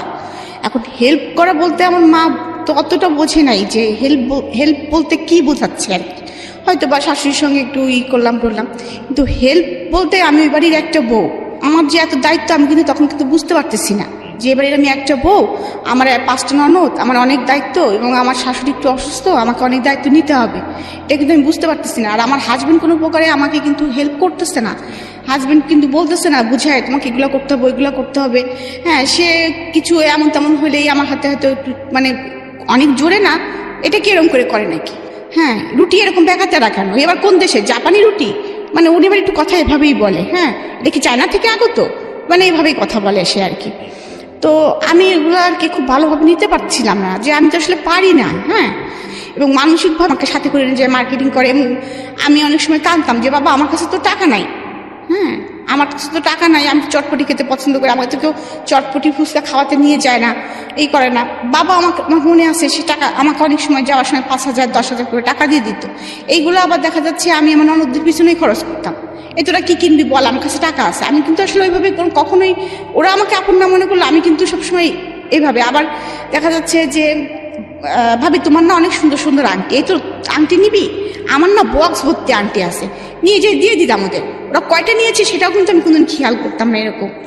তারপরে আমি এরকম ভাবে আমার সংসার চলছে, এর মধ্যে আমার পরীক্ষা এসে যায়, তো মা বলে পরীক্ষা তো দিতে হবে তোমাকে। তা আমি বলি বিয়ে দিছো তো আবার পরীক্ষা দিব, কারণ আমার আর পড়ালেখার প্রতি তেমন কোনো আগ্রহ নাই আর কি, সারাদিন কাজ করে আমার আর ইচ্ছে করে না পড়ালেখা করি। তো আম্মা কি করতেন, আম্মাকে দুপুর মানে 4টার দিকে এসে নিয়ে যেতেন, প্রাইভেট পড়ায়, আবার আম্মা আমাকে মানে সন্ধ্যার পরে যখন প্রাইভেট পড়া শেষ হতো মা আমাকে দিয়ে যেতেন। আচ্ছা, এটা নিয়েও কথা শুরু হলো আর কি, এটা নিয়ে ডাক্তার ভাই আমার সময় যে কথাগুলো বলতেছে আমি সেটাই আর কি বলতেছি, আমি তখন তত কিছু বুঝি না। হ্যাঁ, তো সেই সামর্থ্য তো মনে হচ্ছে এই মেয়েটার নাই। আর তারপরে তো বমি করতেছে একভাবে, ওকে তো ইমিডিয়েটলি এখন স্যালাইন দেওয়ার ব্যবস্থা করা উচিত। তো পানি শূন্যতা হয়ে গেছে শরীরে এখন, এরকম অবস্থা আর কি। যাই হোক, তুমি কি এই বাচ্চাটা নিতে চাও? নিলে কিন্তু সমস্যা হবে, হয়তোবা ওর লাইফ রিস্ক হতে পারে, এরকম একটা কথা বলে। তা আমার হাজবেন্ড বাসায় এসে উল্টা মেজাজ দেখাচ্ছে, কেন মানে আমি যেন পাপ করে ফেলছি। হ্যাঁ, মানে উল্টা মেজাজ দেখাচ্ছে, হ্যাঁ এরকম অসুস্থ, এখন আমার এখন ঝামেলা, অমুক তমুক বিভিন্ন কথা শুরু করছে। তো আমার শাশুড়ি আবার খুশি, কারণ তার একটা ছেলে, যেহেতু একটা বাচ্চা আসতেছে বাসায়, সে খুব খুশি। আমার বয়স টয়স কেউ দেখতেছে না আর কি সেই মুহূর্তে। সে আবার আমার TNT-তে ফোন করে আমার মাকে ডেকে নিয়ে আসছে, বিয়ান এরকম সুসংবাদ আছে, শিগগিরই আসেন। তো আমার মা এসেছে, আমরা কি দুজন মিলে একটা বাচ্চা পালতে পারবো না? হ্যাঁ, ও ছোট হয়েছে তো কি হয়েছে, হেলাল এরকম চিল্লাপাল্লা করতেছে, আপনি আপনার জামাই একটু বোঝান, এরকম বলতেছে টুলতেছে। আমার শাশুড়ি তখন খুব ভালো মুডে আছেন আর কি তিনি। তো আমার মা না আসলে তখন নাও বলতে পারতেছে না, হ্যাঁও বলতে পারতেছে না। তিনি একবার আমার কথা ভাবতেছেন, আবার ওই সংসারটার কথাও ভাবতেছেন যে তাদের মধ্যে আনন্দ, আর এদিকে আবার চিন্তা করতেছেন যে আমার মেয়েটা তো আসলে এই অবস্থা, কিছু খেতে পারে। তখন আমার এর মধ্যে মা বলছে কি, তাহলে আমি আমার মেয়েটাকে নিয়ে যাই বিয়ান, আমি নিয়ে যাই, ওর তো এই অবস্থা। তখন আবার ডাক্তার ভাই বলে দিয়েছেন, উনি আবার প্রেসক্রাইব করে দিয়েছেন আমাকে তখন ইমিডিয়েটলি স্যালাইন দিতে হবে, দিতেই হবে। তখন আর আমাদের যেখানে বাসা সেখানে আশেপাশে কোনো ক্লিনিক নেই, একটু দূরে। তো তখন আম্মা দেখলো যে তাহলে এখান থেকে নিয়ে গেলে তো নার্স এসে মানে স্যালাইন দিতে পারবে না বা সবসময় টেক কেয়ার করতে পারবে না, এখানে যদি ডাক্তারটা কাছে তাহলে এখানেই থাক। তো আমার স্যালাইন চলতেছে, করতেছে, কিন্তু আমার শাশুড়ি কিন্তু কখনো এসে আমার যে স্যালাইন চলতেছে করতেছে আমার পাশে বসা বা মাথায় হাত দেওয়া, বা আমার হাজবেন্ড ওই ঘরে ঢুকে না। হ্যাঁ, সে ডিস্টার্ব হবে দেখে সে তার মতো থাকে, রাত্রে স্যালাইন খুলতে হবে, করতে হবে, অনেক ঝামেলা। এগুলো আমার ছোট নোট থাকে আমার পাশে, মাঝে মাঝে আমার শ্বশুর একটু দেখাশোনা করেন। আর দেখা যাচ্ছে যে ওই যে সার্বক্ষণিক যে নার্সটা ছিল উনি দেখাশোনা করতেন, কিন্তু আমার বমি কিন্তু কখনোই অফ হয় নাই। তো এর মধ্যে আমার আবার একটু ব্লাড যাচ্ছে, একটু ব্লাড যাচ্ছে। তখন আবার এইটা আবার ডাক্তার ভাইকে বলা হয়, তখন ডাক্তার ভাই আর কি বুঝছে ব্যাপারটা, বলছে আসলে ও নিতে পারছে না মনে হয় শরীরে, ওর শরীর এই বয়সে এটা ও নিতে পারছে না। তারপর যাই হোক এরকম বলার পর তারপরেও আপনারা যখন চাচ্ছেন চাচিমা আমি ট্রাই করব, আমি 7 দিন একটা ইঞ্জেকশন দিব, সকাল বিকাল দিব, এটা যদি টিকে গেল তো টিকে গেল, আলহামদুলিল্লাহ, না হলে কিন্তু আমাদের এস্টিম পয়েন্টে যেতে হবে, এটা ডিসিশন নিতে হবে। তখন আমার মা, আমার তো একদম তখন মনে করেন বিছনা থেকে ওঠা নিষেধ, একদম বেড রেস্ট। তো আমার মা, আমার শ্বশুরবাড়ির যেরকম পরিবেশ, আমার মা যে আমার কাছে থাকবেন সেটাও পারতেছেন না। হ্যাঁ, কারণ কি কথা শোনাবে কে, মানে ওরা খুব কথা শোনাতেন, এটাই হচ্ছে প্রবলেম। মানে আসলে খুব কথা শোনাতেন, এখনো তাদের সে স্বভাবটা আছে আর কি। তো ওই ভয়তে আমার মা আবার খুব বললাম যে চুপচাপ, আম্মা তো অত মানে কথা পছন্দ না আর কি তার। তো এই অবস্থায় যাই হোক আমার আস্তে আস্তে আমি ওই সিচুয়েশনটা পার করছি, কোনো রকম 7 মাস চলে গেছে আর কি। যাওয়ার পরে তারপরে 7 মাসের পরে আমাকে আমার বাবা মা এসে আমাদের দেশে একটা আনুষ্ঠানিকতা করে, সাথ দেয়, সেটা করে অনেক অনুষ্ঠান করে শ্বশুরবাড়ির লোকদের কাপড় চুপড় দিতে হয়, তারপরে ওই খাসি টাসি, তারপরে এই যে মাছ টাছ অনেক কিছু দিতে হয়, কি কি দিতে হয় আমি অত জানতাম না তখন। সেগুলো দিয়ে আমার বাবা মা অনুষ্ঠান করে নিয়ে আমাকে নিয়ে গেছেন। তখন আমার বাবার আবার পোস্টিং ছিল মাগুরাতে, তো মাগুরাতে নিয়ে গেছেন। মাগুরাতে নিয়ে যাওয়ার পর যখন আমার 2 মামা শুনেছে যে আমি এরকম অবস্থা, তখন আমার 2 মামা, তাদের আবার নিজেদের প্রাইভেট কার ছিল, তো তোমরা মানে খুলনায় থাকতো, খুলনা থেকে মাগুরা তো বেশি দূর না, তো চলে এসেছে আমাকে দেখার জন্য। এসে তো চিল্লাপাল্লা, বুধ এটা কি হলো, আর তোমরা মাগুরাই আনছো কিভাবে, হয় কুষ্টিয়া রাখতা। তো তারপরে যাই হোক আমার মামারা আমাকে খুলনাতে নিয়ে যায় এক প্রকার জেদ করে, কারণ মামাদের কোনো মেয়ে ছিল না, 2 মামারই 2টা করে ছেলে। তো ওখানে যে আমার হাজবেন্ডের পোস্টিং তখন আবার বাগেরহাট, তার জন্য একটু সুবিধা। তো যাই হোক আমার বেবিটা হলো, মানে আমি বেবিটা হতে চাই অনেক কষ্ট পেয়েছি, বেবিটার ওয়েট অনেক বেশি ছিল, মানে কারণ আমার বেবিটা কিন্তু এখনো 5 ফিট 5 ইঞ্চি 5.5 ইঞ্চির উপরে লম্বা। আচ্ছা, আমার ফার্স্ট মেয়ে। ওকে, তো এখন নর্থ সাউথে পড়ছে। জি জি, ওকে। তো আমি ফার্স্ট মা হলাম, যে অনেক কমপ্লিকেশনের ভিতর দিয়ে আমি মা হলাম। তারপরে আমার যেটা খারাপ লেগেছিল যে আমার শাশুড়ি খুব কেঁদেছিল। সে যখন ফোনে তাকে বলা হয়েছে যে মেয়ে হয়েছে, তখন সে খুব কেঁদেছিল যে মেয়ে হয়েছে, কারণ সে ছেলে যাচ্ছিল, কারণ তার একটা ছেলে। আচ্ছা আচ্ছা। তারপরেও আবার আমার মেয়েটার গায়ের রং তার বাবার মতো হয়েছিল। আমার হাজবেন্ড অনেক কালো না, কিন্তু মানে শ্যামলা, আমি তো একটু ফর্সা বেশি, তো আমার মেয়েটা হয়েছিল শ্যামলা। তো আমার শ্বশুর ফার্স্টেই কোলে নিয়ে বলেছিল যে মায়ের মতো গায়ের রং পেলো না। এটা আমার খুব কষ্ট লেগেছিল। যাই হোক, সেই মুহূর্তে আমি বলতে পারবো না, কষ্ট লেগেছিল আর কি। তো কিন্তু কষ্ট লেগেছিল আর কি, এটাই হচ্ছে স্বাভাবিক, কষ্ট লাগাটাই স্বাভাবিক। হ্যাঁ, আমি হচ্ছে বাচ্চা মানুষ করতে তখন তো অত এক্সপার্ট না, তা আম্মাদের ওখানে বেশি থাকতাম, কখনো শ্বশুর বাড়ি যেতাম, কখনো আম্মাদের ওখানে থাকতাম। তো এরকম করতে করতে সময় যাচ্ছিল, কিন্তু হচ্ছিল কি, আমি শ্বশুর বাড়ি যখন থাকছিলাম তখন তো আমার ননদদের আরো বিয়ে হয়েছে, সবারই বাচ্চা কাচ্চা আছে। আমার বাচ্চাটা যদি একটু ভুল করে ফেলতো বা একটু অন্যায় করে ফেলতো, আমি কেন জানি তখন যেন ক্রেজি হয়ে গিয়েছিলাম। আর আমার হাজবেন্ড তো বাসায় থাকতো না, আমি শ্বশুরবাড়ি থাকতাম। আমার লেখাপড়া কিন্তু তখনও কন্টিনিউ। হ্যাঁ, আমি কিন্তু তখন অলরেডি পড়তেছি। হ্যাঁ, পড়তেছি, বাচ্চা সামলাচ্ছি এবং সংসার, তখন কিন্তু আমি পাকা গৃহিণী হয়ে গেছি। এবং এরকম করতে করতে আমি হচ্ছে যখন মাস্টার্স পরীক্ষা দিব আর কি, ফাইনাল দিব, আমার বড় মেয়েরা ছোট মেয়ের বয়সে ডিফারেন্স হচ্ছে 4.5 বছর। তখন আমি এবার সেকেন্ড বেবি কনসেপ্ট করি। তো তখন সেকেন্ড বেবি কনসেপ্ট করলে তখন সবাই খুব খুশি হয়ে যায়, কিন্তু আমি খুশি হই না। এবার আমি আর খুশি হই না। এবার আমি বুঝে গেছি মাতৃত্বের কি কষ্ট, আর আমি বুঝে গেছি যে সংসারে আমার কি অবস্থান। এর মাঝে আর একটা কাহিনী আমি বলি। আমার ছোট ননদ যেটা আর কি, যেটা আমার খুব ভালো সম্পর্ক ছিল, তো সেটা সাথে আমার ফুফাতো ভাই, মানে ওরা রিলেশন ছিল, ওরা চলে যায় দুজনে আর কি। আচ্ছা, এটা ফ্যামিলি থেকে না বলে চলে যায় এবং দোষটা সম্পূর্ণ আমার ঘাড়ে পড়ে যে আমি তাদেরকে বের করে দিয়েছি, যেটা হয় আর কি। এবং এটা নিয়ে অনেক গ্যাঞ্জাম হয় ফ্যামিলিতে, অনেক কিছু হয়। আমাকে আমার হাজবেন্ড মারধরও করে। হ্যাঁ, তারপরে একটা টাইমে আমার বাবা কিন্তু আমাকে নিয়ে আসার মানে ওরা আমাকে আর রাখবে না, ওদের মেয়েকে ফেরত না দিলে, মানে এরকম ফ্যামিলি আর কি ট্র্যাজেডি চলতেছে। আমার হাজবেন্ড আমাকে মিনিমাম মনে হয় 6 মাস দেখতে আসেনি, আমার বাচ্চাটার কোনো খোঁজ নেয়নি, কোনো কিছুই করেনি আর কি, সোজা কথা। তো তার মধ্যে আমার বাচ্চাটা, আমি মা বাবার কাছেই ছিলাম। তো এর মধ্যে তারা উকিল নোটিশও কিন্তু পাঠিয়ে দিয়েছিল যে আমাকে ডিভোর্স দিবে। হ্যাঁ, কিন্তু আমার বাবা খুব আপসেট হয়ে গিয়েছিল তার মধ্যে, যে ডিভোর্স দিবে এরকম একটা বিষয়, আমি যেটার জন্য এতদিন মানে এত কষ্ট করে মেয়েকে সংসার করাচ্ছি। তারপরে এইভাবে যাই হোক, থার্ড পার্সন মিলে সবকিছু মিলে একসময় যায় আবার জোড়াটা লাগে আর কি, কোনোভাবে এনি হাউ জোড়াটা লাগে। এর মধ্যে আরও তো মনের ভিতরে বিষ ঢুকে গেছে আমার অলরেডি, যে যেই লোকটা আমার 6 মাস খোঁজ নিল না, আমার বাচ্চাটাকে একবার দেখতে আসলো না, আমি তো কিছুতেই ওর সাথে উকিল নোটিশ পাঠিয়েছিল, এটা আমি জানতাম না। এটা আমি জানতাম না। তো হঠাৎ করে তাদের যেভাবে ফ্যামিলি মিউচুয়ালের মাধ্যমে যখন আসলো, তখন আমার শ্বশুর বললো যে আপনারা নিয়ে গিয়েছেন, আপনারা দিয়ে যাবেন। এবং আমি সেই দিনটার কথা আমি কখনোই ভুলব না, যেদিন আমার ননদ চলে যায়, সেদিন আমাকে সারাদিন ঘরের মধ্যে আটকায় রাখা হয়েছিল, কিছু খেতে দেওয়া হয়েছিল না, এবং আমাকে আমার হাজব্যান্ড মারধরও করেছিল, এবং সেই সাথে আমার বাচ্চাটাকে আমার কাছে দেওয়া হয় নাই সারাদিন। তো ওই অবস্থায় যে অনেক কিছু হয়েছে, অনেক সেটা আমি এখন এত বিস্তারিত হয়তো বলতে পারছি না, মানে কিভাবে গিয়েছে আমি বলতে পারবো না। অনেক কষ্টে ওখান থেকে আমার বাবা ভাই আমাকে অনেক কষ্ট ওখান থেকে নিয়ে আসে আর কি। এবং আমি এক কাপড়ে চলে এসেছিলাম, আমাকে ওরা কোনো কাপড়, আমি খালি পায়ে এক কাপড়ে, আমার বাচ্চাটা সহকারে, বাচ্চাটাকেও দিচ্ছিল না তারা। অনেক কষ্টে আমি ওখান থেকে আমার বাবা মাকে বের করে নিয়ে চলে আসে।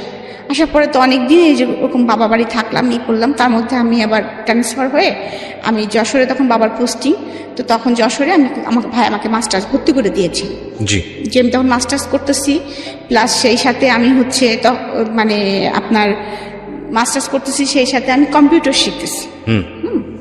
শিখতেছি। তো আর বাচ্চাটা নিয়ে লাইফ লিড করতেছি এবং মনে মনে একটা সিদ্ধান্ত নিয়ে ফেলছি। তখন তো একটু ম্যাচুরিট হয়ে গেছি, যে আসলে তো ওর কাছ থেকে কোনোদিন ভালোবাসা পাইনি, ওর কাছ থেকে আমি এটাই আশা করতেছিলাম যে হয়তো এরকম ব্যবহারই সে আমার সাথে করবে।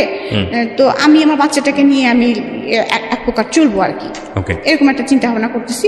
আর আমাকে যথেষ্ট সাপোর্ট দিত বাবা মার, সবসময় মন টন খারাপ থাকতো যে ফ্যামিলিতে যেহেতু এরকম কাহিনী হয় নাই, আর সেহেতু সব জায়গা থেকে কথা টথা হচ্ছিল, অনেক ঝামেলা চলতেছিল অলরেডি ভিতরে। তো বাবা মা ওইগুলার টেক কেয়ার করতেই মানে হাত ধরে যাচ্ছিল বাবা মার আর কি।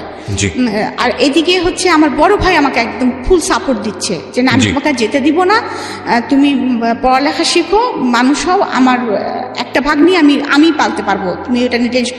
এমনকি আমার মেয়েটা মানে আমার বড় ভাইয়ের কাছে ঘুমাতো, খেতো, মানে ওর বড় মামাই ওর যান, মানে ওকে আমার কাছে দিত না বড় ভাই, এরকম। আচ্ছা। তো এভাবে থাকতে থাকতে হঠাৎ করে কি একদিন ডিসিশন হয়, আমরা ঈদ করতে বাড়ি গেছি, হঠাৎ করে আমার বাবা আমাকে ডেকে বলে যে তুমি মা তোমাকে ওই বাড়িতে যেতে হবে। আমি বললাম কখনোই না আব্বা, ইম্পসিবল, আমি ওই বাড়িতে সংসার করতে পারবো না এত কিছুর পরে, আর ওরা আমাকে মেরে ফেলবে। আমার মনের মধ্যে ভয় ঢুকে গেছে যে ওরা আমাকে মেরে ফেলবে।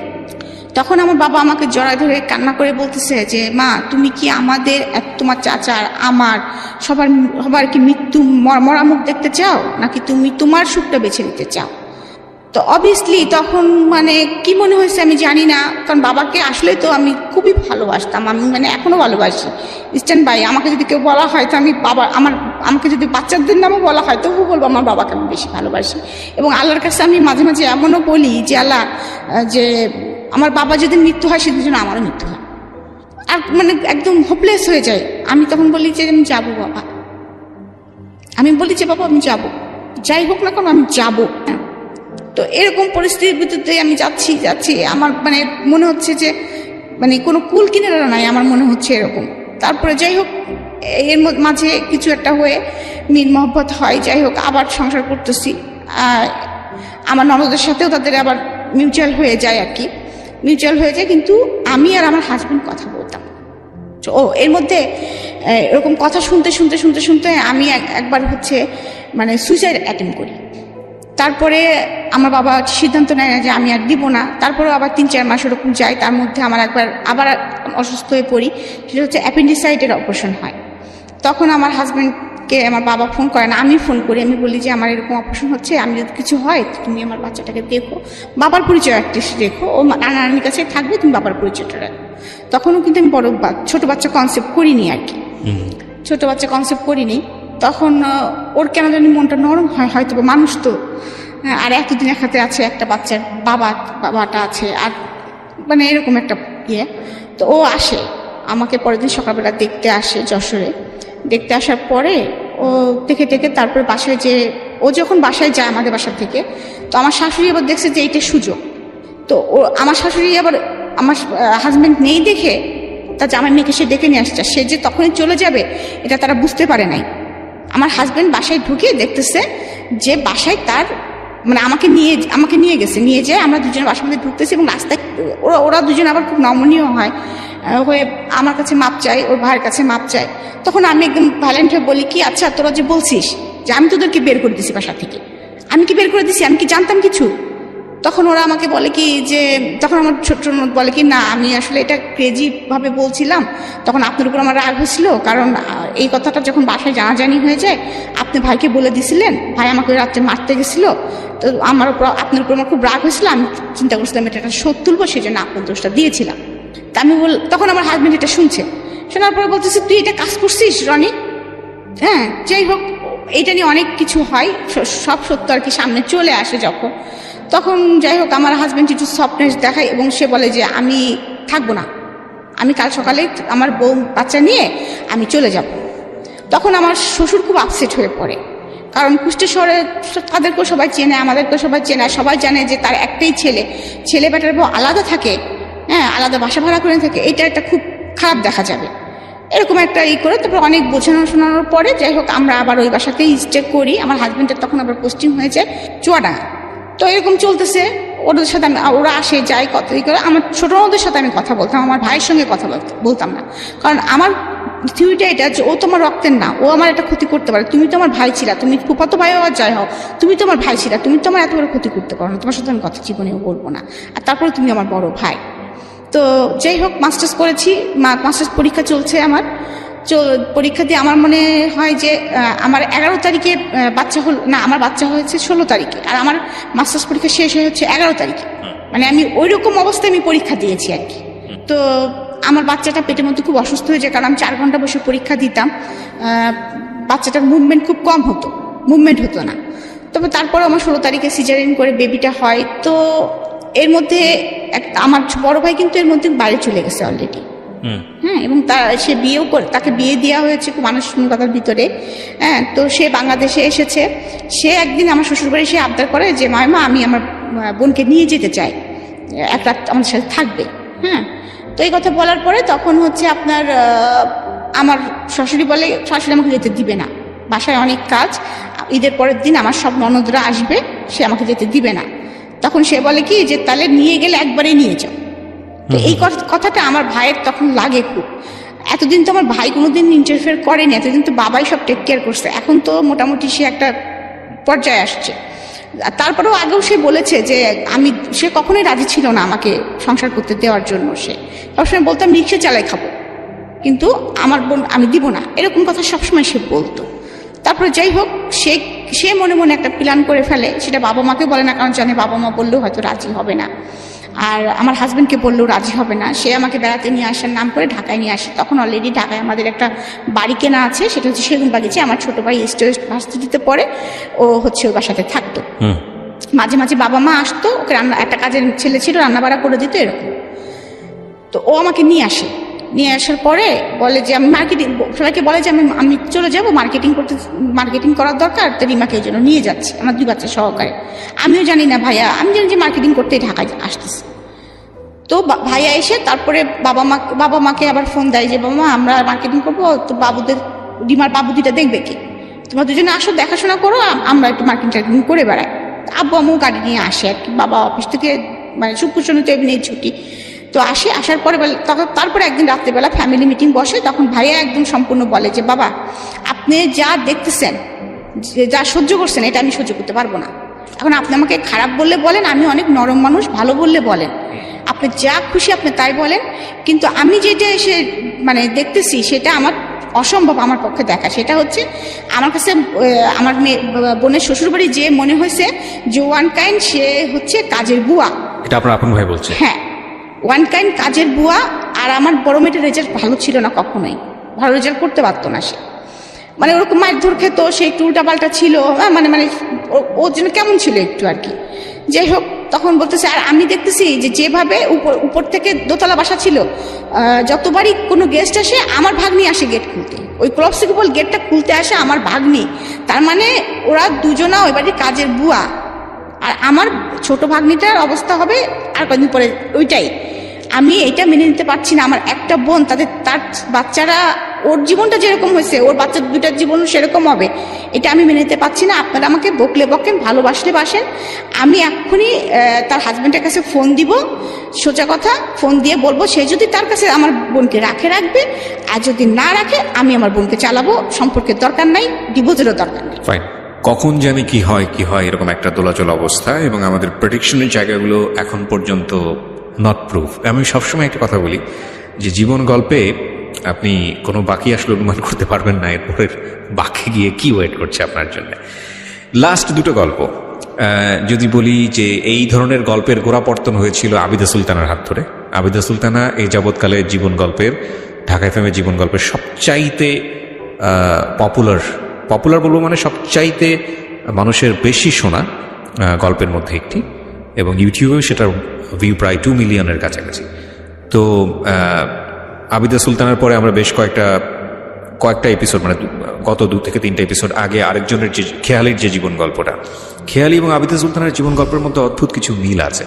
এবং এরই ধারাবাহিকতায় আজকের যেই রিমার যে জীবনের গল্প, সেখানে হয়তো অনেকেই মনে করেছিলেন বা করছেন এখনো, যেহেতু আমরা শেষ পর্যায়ে আসিনি, যে রিমার জীবন গল্পটা ঠিক সেরকম না। শুধু নাটুকুই বললাম, রিমা আমরা যেখানটা ছিলাম। তো আমার বাবার তখন কিছু ভাইয়ের উপরে বলতে পারে না, মানে সেও ততদিনে আসলে বুঝে গেছে আসলে যে এখানে আসলে রাইট কি অনরাইট কি। আর কথা হচ্ছে যে বাবা সারা জীবন মান সম্মানই দেখলা, সারা জীবন তুমি মান সম্মানই দেখলা, কিন্তু কষ্টটা দেখছো না।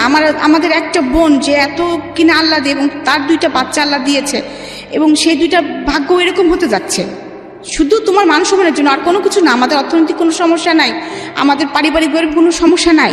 কি হয়েছে, ডিভোর্স হবে না, দরকার হলে ওর মতো থাকবে, বাচ্চা 2টা নিয়ে থাকবে। ডিভোর্সই তো শেষ কথা না, মানুষ তো এইভাবেও বাচ্চা নিয়ে বাঁচে। সেই ছেলে যদি বিয়ে করতে চায় করুক, আমার বোন তাকে ডিভোর্স দিবে না। তোমার তো দুর্নাম হচ্ছে না, কিন্তু তার লাইফটা তুমি এরকম করে নষ্ট করে কেন দিচ্ছ? তার সাথে তার 2টা বাচ্চার লাইফ তুমি নষ্ট করে দিচ্ছ।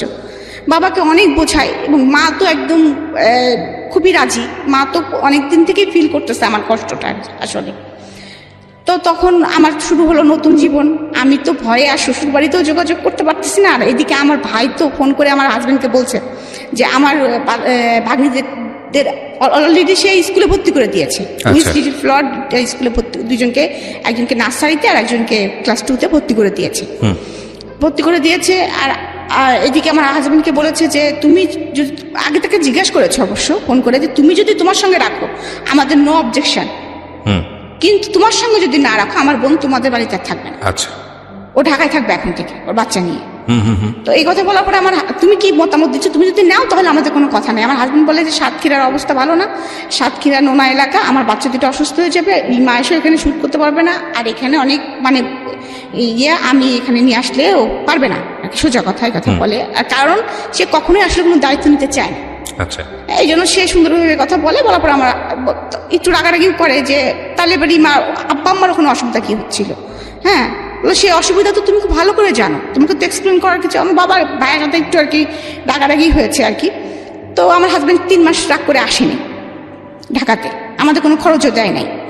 আর আমার তো কোনো সমস্যা এখানে হচ্ছে না আল্লাহর রহমতে, কারণ মা অলরেডি তখন 2টা কাজে মানুষ দিয়ে গিয়েছে। কারণ আমার বাচ্চা 2টাই ছোট, কোচিং টচিং আমি নিয়ে যাই। আর আমার ছোট ভাইকে এবং বড় ভাই বলেছে যে তুমি মানে চলে যাওয়ার আগে যে তুমি পারবা না, তোমার একটা বোনের দায়িত্ব নিতে, আমি তোমাকে ফিনান্সিয়াল সাপোর্ট দিব, তুমি খালি বোনটাকে আর ভাগ্নি দুটাকে দেখে রাখবা। আমাদের নিজেদের বাড়ি যেহেতু কোনো সমস্যা নেই এখানে। তো আমার ছোট ভাইটাও অনেক ভালো। হ্যাঁ, আমরা আসলে 3 ভাই বোন খুব ফ্রেন্ডলি, যেটা সত্যি কথা আমি বলবো। বড় ভাই খুব চুপচাপ, আর আমি আর আমার ছোট ভাইটা খুব আমোদে। তো ও কি করা শুরু করলো, এখান থেকে আমার জীবনে যখন এখানে আমি থাকা শুরু করলাম, আমার বাচ্চাদের প্রচুর টেক কেয়ার করতো পড়াশোনা থেকে, কারণ ওরা তো মফস্বল এলাকার মানে কুষ্টিয়া লেখাপড়া থেকে। হ্যাঁ, সুতরাং ওদের লেখাপড়াটা, তারপরে ওদের বেড়াতে নিয়ে যাওয়া, যেমন আমার বললাম আমার বড় মেয়েটার মানসিক সমস্যা, মানে ও ডিসিশন নিতে পারতো না, আমি এই মাংসটাকে আমি নিব না, মানে ওটা যে ওইটাও কোনো সময় মাথায় করতে পারতো না, এরকম মানসিকতা হয়ে গেছিল দাদি বাড়ি থাকতে থাকতে ওর। তো আমি একসময় বুঝতে পারলাম যে মানসিক, মানে তখন আমার নিজেই একটু মানে মানসিক, আমার তো তখন নিজেরও মানসিক অবস্থা খারাপ ছিল, আমিও মানসিক অবস্থা কিভাবে বুঝবো। যখন আস্তে আস্তে আমি রিয়েলাইজ করতেছি যে সব বাচ্চার মতো তো আমার এই বাচ্চাটা না, কেমন যেন জড়সড় হয়ে থাকে, কেমন যেন খোলামেলা না, হ্যাঁ এরকম আর কি করতেছি, তখন ওর সঙ্গে আমি আস্তে আস্তে মানে খুব ভালো, মানে আমার ছোট ভাই আমাকে বললো যে আপু আপনি কি বুঝতে পারতেছেন, এবং ও আমাকে ডাক্তারের কাছেও নিয়ে যায় যে আপুর সামথিং প্রবলেম আছে, মানে আলটিমেটলি কাউন্সিলিং এর জন্য। হ্যাঁ, কাউন্সিলিং এর জন্য আমাকে মুহিত কামালের কাছে নিয়ে যাওয়া হয়। তখন উনি যেভাবে হয়তো ভাইকে বলছিলেন বা আমাকে কিছু ওষুধ টষুধ দিয়েছিলেন এবং বলেছিলেন যে আসলে দীর্ঘদিনের না পাওয়ার সমস্যাটা থেকে ওর ভিতরে অনেক ক্ষোভ সৃষ্টি হয়েছে। হ্যাঁ, মানে এইভাবে আর কি অনেক কিছু বলেছিলেন। যাই হোক, তো ওইভাবে ওকে টেক কেয়ার করতে হবে আপনাদেরকে, এবং সবচেয়ে ভালো হয় যদি ওনার হাজবেন্ড ওনাকে সাপোর্টটা দেন। তো সেই সাপোর্টটা তো আমার পক্ষে মানে সম্ভব না, আমার ফ্যামিলি দিতে পারবে না। তো সেই সাপোর্টটা, হাজবেন্ডের সাপোর্ট তো আসলে কেউ দিতে পারে না। তারপরেও আমার ছোট ভাই চেষ্টা করেছে, সে আমাকে বেড়াতে নিয়ে গেছে, আমি কবিতা লিখতে পছন্দ করতাম, আমি গল্প লিখতে পছন্দ করতাম, আমার পুরাতন আমি যে ডায়েরি লিখতাম সেটা আবার খুঁজে বের করেছে, আপু দেখেন আপনার এই কবিতাটা অনেক সুন্দর না। তো তারপরে আমরা দল বেঁধে চলেন আপু কক্সবাজার চলে যায়, মানে ও আমার লাইফটাকে সুন্দর করে গোছানোর চেষ্টা করতেছে আর কি। এদিকে বড় ভাই ইনস্ট্রাকশন দিচ্ছে, ও গোছানোর চেষ্টা করতেছে। আমার হাজবেন্ড এর মধ্যে, আমার ছোট মেয়েটা খুব ভালো রেজাল্ট করে, খুবই ভালো রেজাল্ট করে। এর মধ্যে কিছু 3 মাস পরে সে আসা যাওয়া শুরু করলো আর কি, তেমন কোনো ঝকাঝাটি না, কিছু না, নর্মাল চলতেছে। তার মধ্যে মানে 15 দিন 1 মাস পর আসে আর কি, সাতক্ষীরা থেকে এরকম। আমার ছোট মেয়েটা অনেক ভালো রেজাল্ট করে ইংলিশ মিডিয়াম থেকে, একদম অল স্কুলের ভিতরে ও মানে ওদের সেকশনের যে 4-5টা সেকশন মিলে ও একদম টপ করে আর কি। তো সেবার আবার আমার শিক্ষামন্ত্রী এসে স্কুলে ওদের প্রত্যেকটা যারা টপ করেছে তাদেরকে প্রাইজ দেওয়া হয়। তো এই কথা ওর বাবা যখন শোনে, ও দাদু যখন শোনে, তাদের রাগটা একটু পড়ে যায় আর কি, যে না অন্তপক্ষে বাচ্চা 2টা মানুষ হচ্ছে অ্যাটলিস্ট। হ্যাঁ, ও যতই হোক, আমার শ্বশুর কিন্তু আসলে কখনো অত খারাপ ছিল না, কিন্তু একটা জিনিস ছিল কি, সে প্রতিবাদ করতো না, বলতো না কিছু, আমাকেও কিছু বলতো না, আমার শাশুড়িকেও কিছু বলতো না, এরকম ছিল আর কি। তো উনি হচ্ছে খুশি হয়ে যায়, খুবই খুশি হয়ে যায়। আমি ফোন করে বলি বাবা এরকম বাবু তো ফার্স্ট হয়েছে এরকম, ওকে ডাক্তার টুকটুকি বলে আমার ছোট মেয়েটাকে, আমার শ্বশুর। তো বলছে আমি চাপা টুকটুকি তো ফার্স্ট হয়েছে, এবং অল স্কুল এই দেখেন আমি ছবি পাঠাচ্ছি, এরকম। তারা খুব খুশি হয়ে যায়। তো তখন থেকে আর ঢাকায় থাকার বিষয়ে তাদের আর কারোর অবজেকশন থাকে না আর কি, মানে থাকে না, মানে এরকম চলছে আর কি। এর মধ্যে আমার মার খুব ছোটকালের শখ ছিল যে আমি খুব কথা বলতে পারি, এই জন্য মা মনে করতেন যে আমাকে ব্যারিস্টারি পড়াবেন। হ্যাঁ, তো মা একদিন আমাকে বলতেছে, মা তুমি ল ভর্তি হতে পারো না, এখানকার কোনো কলেজ টলেজ একটু খোঁজ নাও না, তুমি ল ভর্তি হতে পারো কিনা। তো আমি তখন বলতেছি যে মা আবার পড়াশোনা করবো, আমার তো পড়াশোনা করে মাথার মধ্যে ঢোকে না। তো বলতেছে দেখো না চেষ্টা করে। তো বাবাকে সাথে করে গেলাম, যাওয়ার পরে আমাদের সেগুনবাগিচার আশেপাশে, তো বাবা ঢাকা কলেজে গেলেন, তারপরে গেলাম সেন্ট্রাল ল কলেজে। সেন্ট্রাল ল কলেজের পরিবেশটা ভালো লাগলো, তখন ওখানে ভর্তি হয়ে গেলাম। তারপরে ওখান থেকে যাই হোক বাচ্চা কাচ্চার লেখাপড়া চলছে, আমি নিজে লেখাপড়া ল ভর্তি হয়েছি, লেখাপড়া করছি, এদিকে মাস্টার্স করেছি, এদিকে আমার লেখালেখি চলছে। আমার ছোট ভাই কিন্তু আমাকে সবকিছু মানে ফিরিয়ে দিয়েছে আর কি, মানে ও আমাকে ঢুকিয়ে দিয়েছে যে আপু এরকম এরকম। এবং আমার কোনো ভালো মোবাইল ছিল না, মানে মোবাইল ছিল না বলতে বাটন মোবাইল ছিল। ও কিন্তু আমাকে ফার্স্ট যে মোবাইলটা আমার জন্মদিনে গিফট করে আর কি, তখন স্যামসংয়ের সবচেয়ে দামি মোবাইলটা। ও টাকা জমাই ভাইয়া ওর জন্য কিছু খরচ পাঠাতো, ওরও একটা বাইক ছিল, বাইকের তেলের খরচ পাঠাতো, ও আমাকে ওইটা সারপ্রাইজ করে। তখন আমি ওই ফেসবুক দেখা শুরু করলাম, ফেসবুক খুললাম, আস্তে আস্তে আমি আপগ্রেড হচ্ছি আর কি। আমি সেই আগের রিমাটা আর কি হচ্ছি আস্তে আস্তে, স্লোলি। তো মানে আমার অনেকদিন পরে মনে হচ্ছিল কি, মানে যখন আমি একটু করে হচ্ছি, নিজেই অনুধাবন করছিলাম যে মানে আই অ্যাম ব্যাক, আমি ব্যাক। এবং আমার আগে তো এমন হতো যে আমি কোনো জায়গায় কথা বলতে গেলে জড়াই ফেলতাম, মানে অনেক সময় আছে। তখন আমি দেখলাম যে যখন আমি বাচ্চাদের নিয়ে স্কুলে যাচ্ছি, গার্জেনদের সাথে মিশতেছি, ল ক্লাসে যাচ্ছি, ফ্রেন্ডদের সাথে মিশতেছি, তারপরে হচ্ছে এর মধ্যে আমি একটা ওষুধ কোম্পানির সাথে জড়িত হই, তাদের অ্যাডভার্টাইজমেন্ট করতাম। চেহারাটা ভালো ছিল দেখে আমার সেলটাও খুব ভালো ছিল। আমি একটা অ্যাচিভমেন্টও করি, সেটা হচ্ছে মালয়েশিয়া ট্যুর। তখন আমাকে কিন্তু তখন প্রস্তাব করেছিল যে আমাদের ওখানকার ওই কোম্পানির যে মানে এমডি ছিলেন আর কি, বাংলাদেশে যার ছিল, সে আমাকে বললো যে তুমি আমার পিএ হবা কিনা। তো তখন আমি ওনার নাম হচ্ছে গাজ্জালি স্যার ছিলেন, গাজ্জালি। তো উনি আমাকে প্রস্তাবটা দিলেন, দেওয়ার পরে আমাদের একটা পরীক্ষা হলো, পরীক্ষাতে আমি ভালো স্কোর করি, মানে বলা, তারপরে টকিং, সব কিছুর উপরে। কিন্তু তখন আমাকে একটা মেয়ে আমাদের সাথে ছিল যে থার্ড পজিশন করলো, নাম হচ্ছে রিনা। তো রিনা বললো, রিমা পা আপনার তো জবটার দরকার নেই, আমি তো জানি আপনার অবস্থা অনেক ভালো, হ্যাঁ, কিন্তু রিমা পা বিশ্বাস করেন আমার এই জবটা খুব দরকার, কারণ আমি ডিভোর্সি, আমার হচ্ছে একটা বাচ্চা আছে, আমি ভাইদের সাথে থাকি, আমার খুব দরকার এই জবটা। হ্যাঁ, তো তখন আমি বলেন ওষুধ সেল করে আর কি হয়, একটা ফিক্সড ইনকাম হলে সেটা আমার জন্য খুব বেটার হয়। তখন আমিও দেখলাম যে পিএ মানে কি, যে আমাকে তার সাথে সব থাকতে হবে, আমি বাচ্চা দুটোকে টাইম দিতে পারবো না সব সময়। হ্যাঁ, আর আমার কাছে আমার বাচ্চা দুটো কিন্তু অনেক গুরুত্ব, সবকিছুর ঊর্ধ্বে কিন্তু আমার বাচ্চা দুটো। আমি কখনো আমার বাচ্চা দুটাকে বললাম না, যত কাজই থাক তাদের কাজ সেরে তারপরে আমি সবকিছু করেছি। আমি যত দুঃখে কষ্ট যত কিছু থাকি, ওদের দুজনের মুখ দেখলে আমি সবকিছু কেন জানি ভুলে যাই এখনো। হ্যাঁ, রাইট নাও।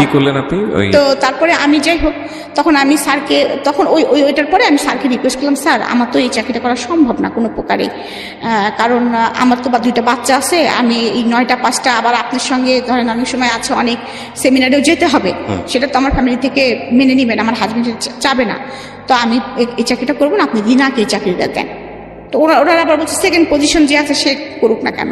তা আমি সেকেন্ড পজিশন যে ছিল তাকেও কনভিন্স করে ফেলছেন যে আপু তুমি চাকরিটা করো না প্লিজ, রিনা আপা খুব রিকোয়েস্ট করতেছে। যাই হোক, এখান থেকে আস্তে আস্তে আমি উঠে আসতেছি। কিন্তু তারপরে এদিকে আমার লেখালেখিও চলতেছে, তারপরে আমি এদিকে ল পাস করে ফেলছি অলরেডি, তারপরে এদিকে আমার বাচ্চারাও বড় হচ্ছে।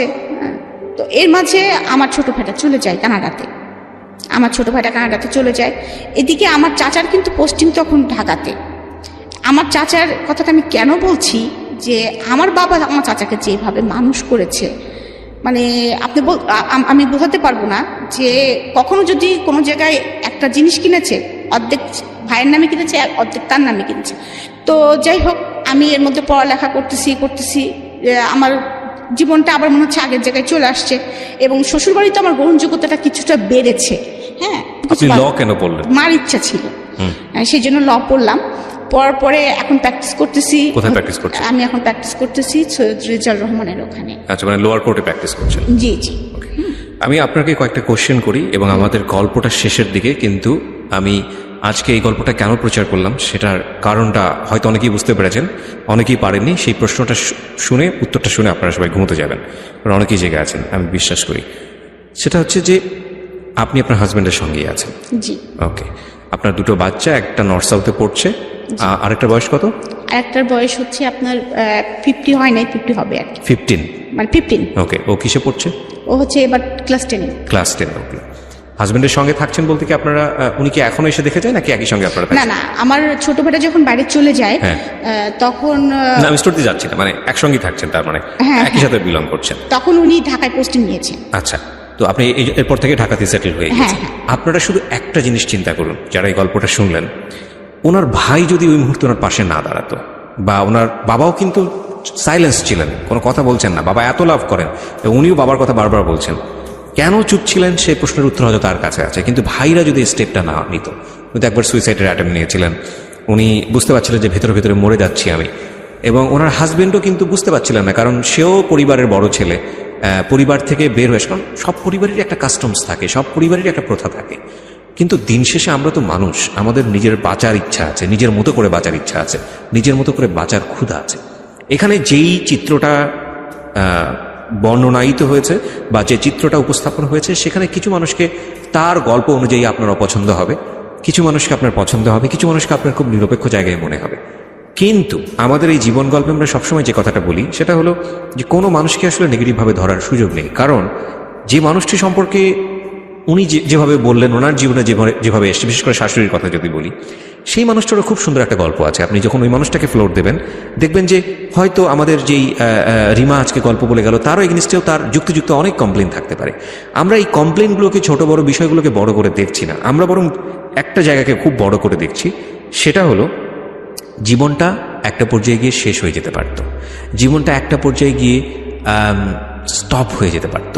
হয়তো নিশ্চয়ই সৃষ্টিকর্তাই সব কিছু নির্ধারণ করে থাকেন, তারপরও আমাদের কর্মগুণিতে তিনি আমাদের কাছে আসেন। তো সেই জায়গাটা থেকেই বলতে পারি যে তার ভাই যদি তার পাশে গিয়ে না দাঁড়াতেন, সাপোর্টটা যদি না দিতেন শেষ পর্যায়ে গিয়ে, তাহলে এই রিমা হয়তো শেষ বেলায় এসে লয়ারও হতেন না, কিংবা তিনি যে এখন যে ধরনের একটা সোশ্যাল অর্গানাইজেশন করছেন, এবং আমি জানি যে তিনি একজন প্রকাশকও, তো এই যে অ্যাক্টিভিটিসের মধ্যে জড়িয়ে যাওয়া, এই যে কমপ্লিটলি একটা হ্যাপি লাইফ লিড করা, এবং হাজব্যান্ড থাকা অবস্থাতেও এরকম গণমাধ্যমে এসে তার ব্যক্তি জীবনের বিষয়টা ফোকাস করা, এই যে ফ্রিডমটা এক্সেস করা, এই ফ্রিডমের জায়গায় তিনি হয়তো কোনোদিনও আসতে পারতেন না। তার মানে একটা মেয়ের বিয়ে হয়ে যাওয়া মানে ওই মেয়েটাকে সম্পূর্ণরূপেই তার হাজবেন্ড কিংবা শ্বশুর পক্ষের হাতে তুলে দেওয়া কিন্তু নয়। আজকের গল্পের মেসেজটাই হচ্ছে এই জায়গাটাতে, এটা একবারে সদগা হয়ে গেছে শ্বশুর বাড়ির জন্য, বিষয়টা এরকম নয়। সে যদি ভালো না থাকে, তার পাশে সাপোর্ট নিয়ে দাঁড়াতে হবে, এবং যত কম ক্ষতি হয় এই রকম কথা চিন্তা করে যত ভালো সাপোর্ট দেওয়া যায় সেরকম একটা সাপোর্ট নিয়ে থাকতে হবে। অ্যান্ড কমপ্লিটলি হ্যাপি গার্ল এটা হওয়ার জন্যে সবার সাপোর্টটা খুব জরুরি। আপনাকে আমি প্রশ্ন করতে চাই যে এইরকম একটা গল্প আপনি কেন বললেন, মানে আপনি আপনার লিসনারদেরকে কি বলতে চান? এটা তো আমার বোঝার জায়গা থেকে বললাম, আপনি কি বলবেন? আমি লিসনারদের এটাই বলতে চাই যে জীবনে হেরে যাওয়াটাই শেষ কথা নয়। আর এখনো স্টিল নাও আমি যেটা বলতে চাচ্ছি যে আমার হাজবেন্ডের কাছে আমি কোনো খরচ নিই না। সেটার জন্য নিশ্চয়ই আপনার তার প্রতি কোনো কমপ্লেইনও নাই। না না, কমপ্লেন নাই। রাইট, এটা আপনি বলতে চাচ্ছেন সেলফ রেসপেক্টের জায়গা থেকে। হ্যাঁ, রাইট, তার মতো সে খরচ করছে, কারণ আমি আর্ন করছি, Right. সেও আর্ন করছে, এবং আমি আমার টাকাটা আমি যেভাবে ইচ্ছে সেভাবে খরচ করতেছি। সেও নিশ্চয়ই আপনার টাকা নিয়ে খবরদারি না করে না না। না না, কখনোই না। সেলফ রেসপেক্ট, হ্যাঁ, ভেরি গুড। তো এখন হচ্ছে আবার আমার বাচ্চাটাকে ডিসিশন নিয়েছি যে আমি যে নর্থ সাউথে আর্কিটেকচার পড়াবো, কারণ আমার বাচ্চাটার রেজাল্টটা খুব ভালো আসছিল না, কারণ বলছি প্রথম থেকে ওকে লেখাপড়ে অনেক অনেক মানে আপনি creative যেটা বলতে চাচ্ছেন যে ডিসিশন মেকিং এর জায়গাতে আপনি নিজে ডিসিশন নিতে পারেন, নিতে পারি, বিকজ হ্যাঁ, আপনি আর্ন করেন earn সেজন্য। করি। রাইট, এবং এই আর্ন করার ক্ষমতা যদি আমার না থাকতো, তাহলে আমি সেই হয়তোবা আমি মারা যেতাম, আমার বাচ্চা দুটার জীবন ধ্বংস হয়ে যেত, না জানি কি হতো, সেটা আল্লাহ নেগেটিভটা আমরা নাই বা চিন্তা করি। হ্যাঁ, চিন্তা করি। কিন্তু আমি মনে করি, আমি যেটা মেসেজটা দিচ্ছি যে হয়তোবা আমার মতোই সবার জীবনে এরকম ঘটবে তা না, কিন্তু যে কোনো পরিস্থিতিতে যে কোনোভাবেই তোমরা থাকো না কেন, তোমরা মেয়েরা তোমরা ঘুরে দাঁড়াও, তোমরা লেখাপড়াটা ছেড়ো না, তোমরা তোমাদের যার মধ্যে যে প্রতিভাটা আছে সেটা ধরে রাখার চেষ্টা করো, যে কোনো প্রতিকূল পরিবেশ থেকেই চেষ্টা করো, দেখবা যে তুমি শেষ হবা না, তোমাকে শেষ করার ক্ষমতা কারণ নাই, এক্স্যাক্টলি, এক স্বয়ং বিধাতা তাআলা ছাড়া। এক্স্যাক্টলি, তোমার আমি প্রতিভা যেভাবে হোক বেরোবে, বিকাশ করো, হ্যাঁ, বিকাশ করো, এবং তুমি দেখবা যে তোমার জীবনটা তোমার মতো করেই সাজিয়ে ফেলেছো এক সময় না এক সময়। রাইট। এবং আমি আপনাদেরকে গত এপিসোডের কথা মনে করিয়ে দিতে চাই। এখানে এসেছিলেন জসিম, যিনি কচুর লতি বিক্রি করে কচুরলতি বিক্রি করে, আবারও মনে করিয়ে দিচ্ছি আপনাদেরকে, কচুরলতি বিক্রি করে একবেলা ভাত পেত। কার কাছে বিক্রি করতো? নিজের চাচাদের কাছে। চাচারা প্রায় জমিদার পর্যায়ে ছিলেন এবং সেই চাচারা কোনোদিন 1 টাকা দিয়ে সাহায্য করেননি। সেই কচুরলতি বিক্রি করার অবস্থা এমন দাঁড়িয়েছে যে ও বলল, আপনারা নিশ্চয়ই শুনেছেন, যে কচুরলতি বিক্রি করতে করতে আশেপাশের 4-5 গ্রামে আর কচুরলতি নাই, কি খাবে, বাধ্য হয়ে রিক্সা চালিয়েছে এবং সে এখন কয়েক কোটি টাকার মালিক, শুধু তার শ্রম, সততা এবং নিষ্ঠার কারণে। ওর তো বকলম শিক্ষাও নাই। মানে উনি আজকে শিক্ষার কথা বলেছেন, আজকে যিনি এখানে এসছেন রিমা, প্রথম কথা হচ্ছে শিক্ষা গিভ আপ করা যাবে না। এবং শিক্ষা যদি নাও থাকে, অনেকে হয়তো বা এই জীবন গল্পটা শুনে অনেকেই হয়তো মনে করতে পারেন, আহা আমার তো শিক্ষাটা নাই। শিক্ষা না থাকলে আপনার চারিত্রিক গুণ, চারিত্রিক সততা আপনাকে সামনের দিকে নিয়ে যাবে। Never give up.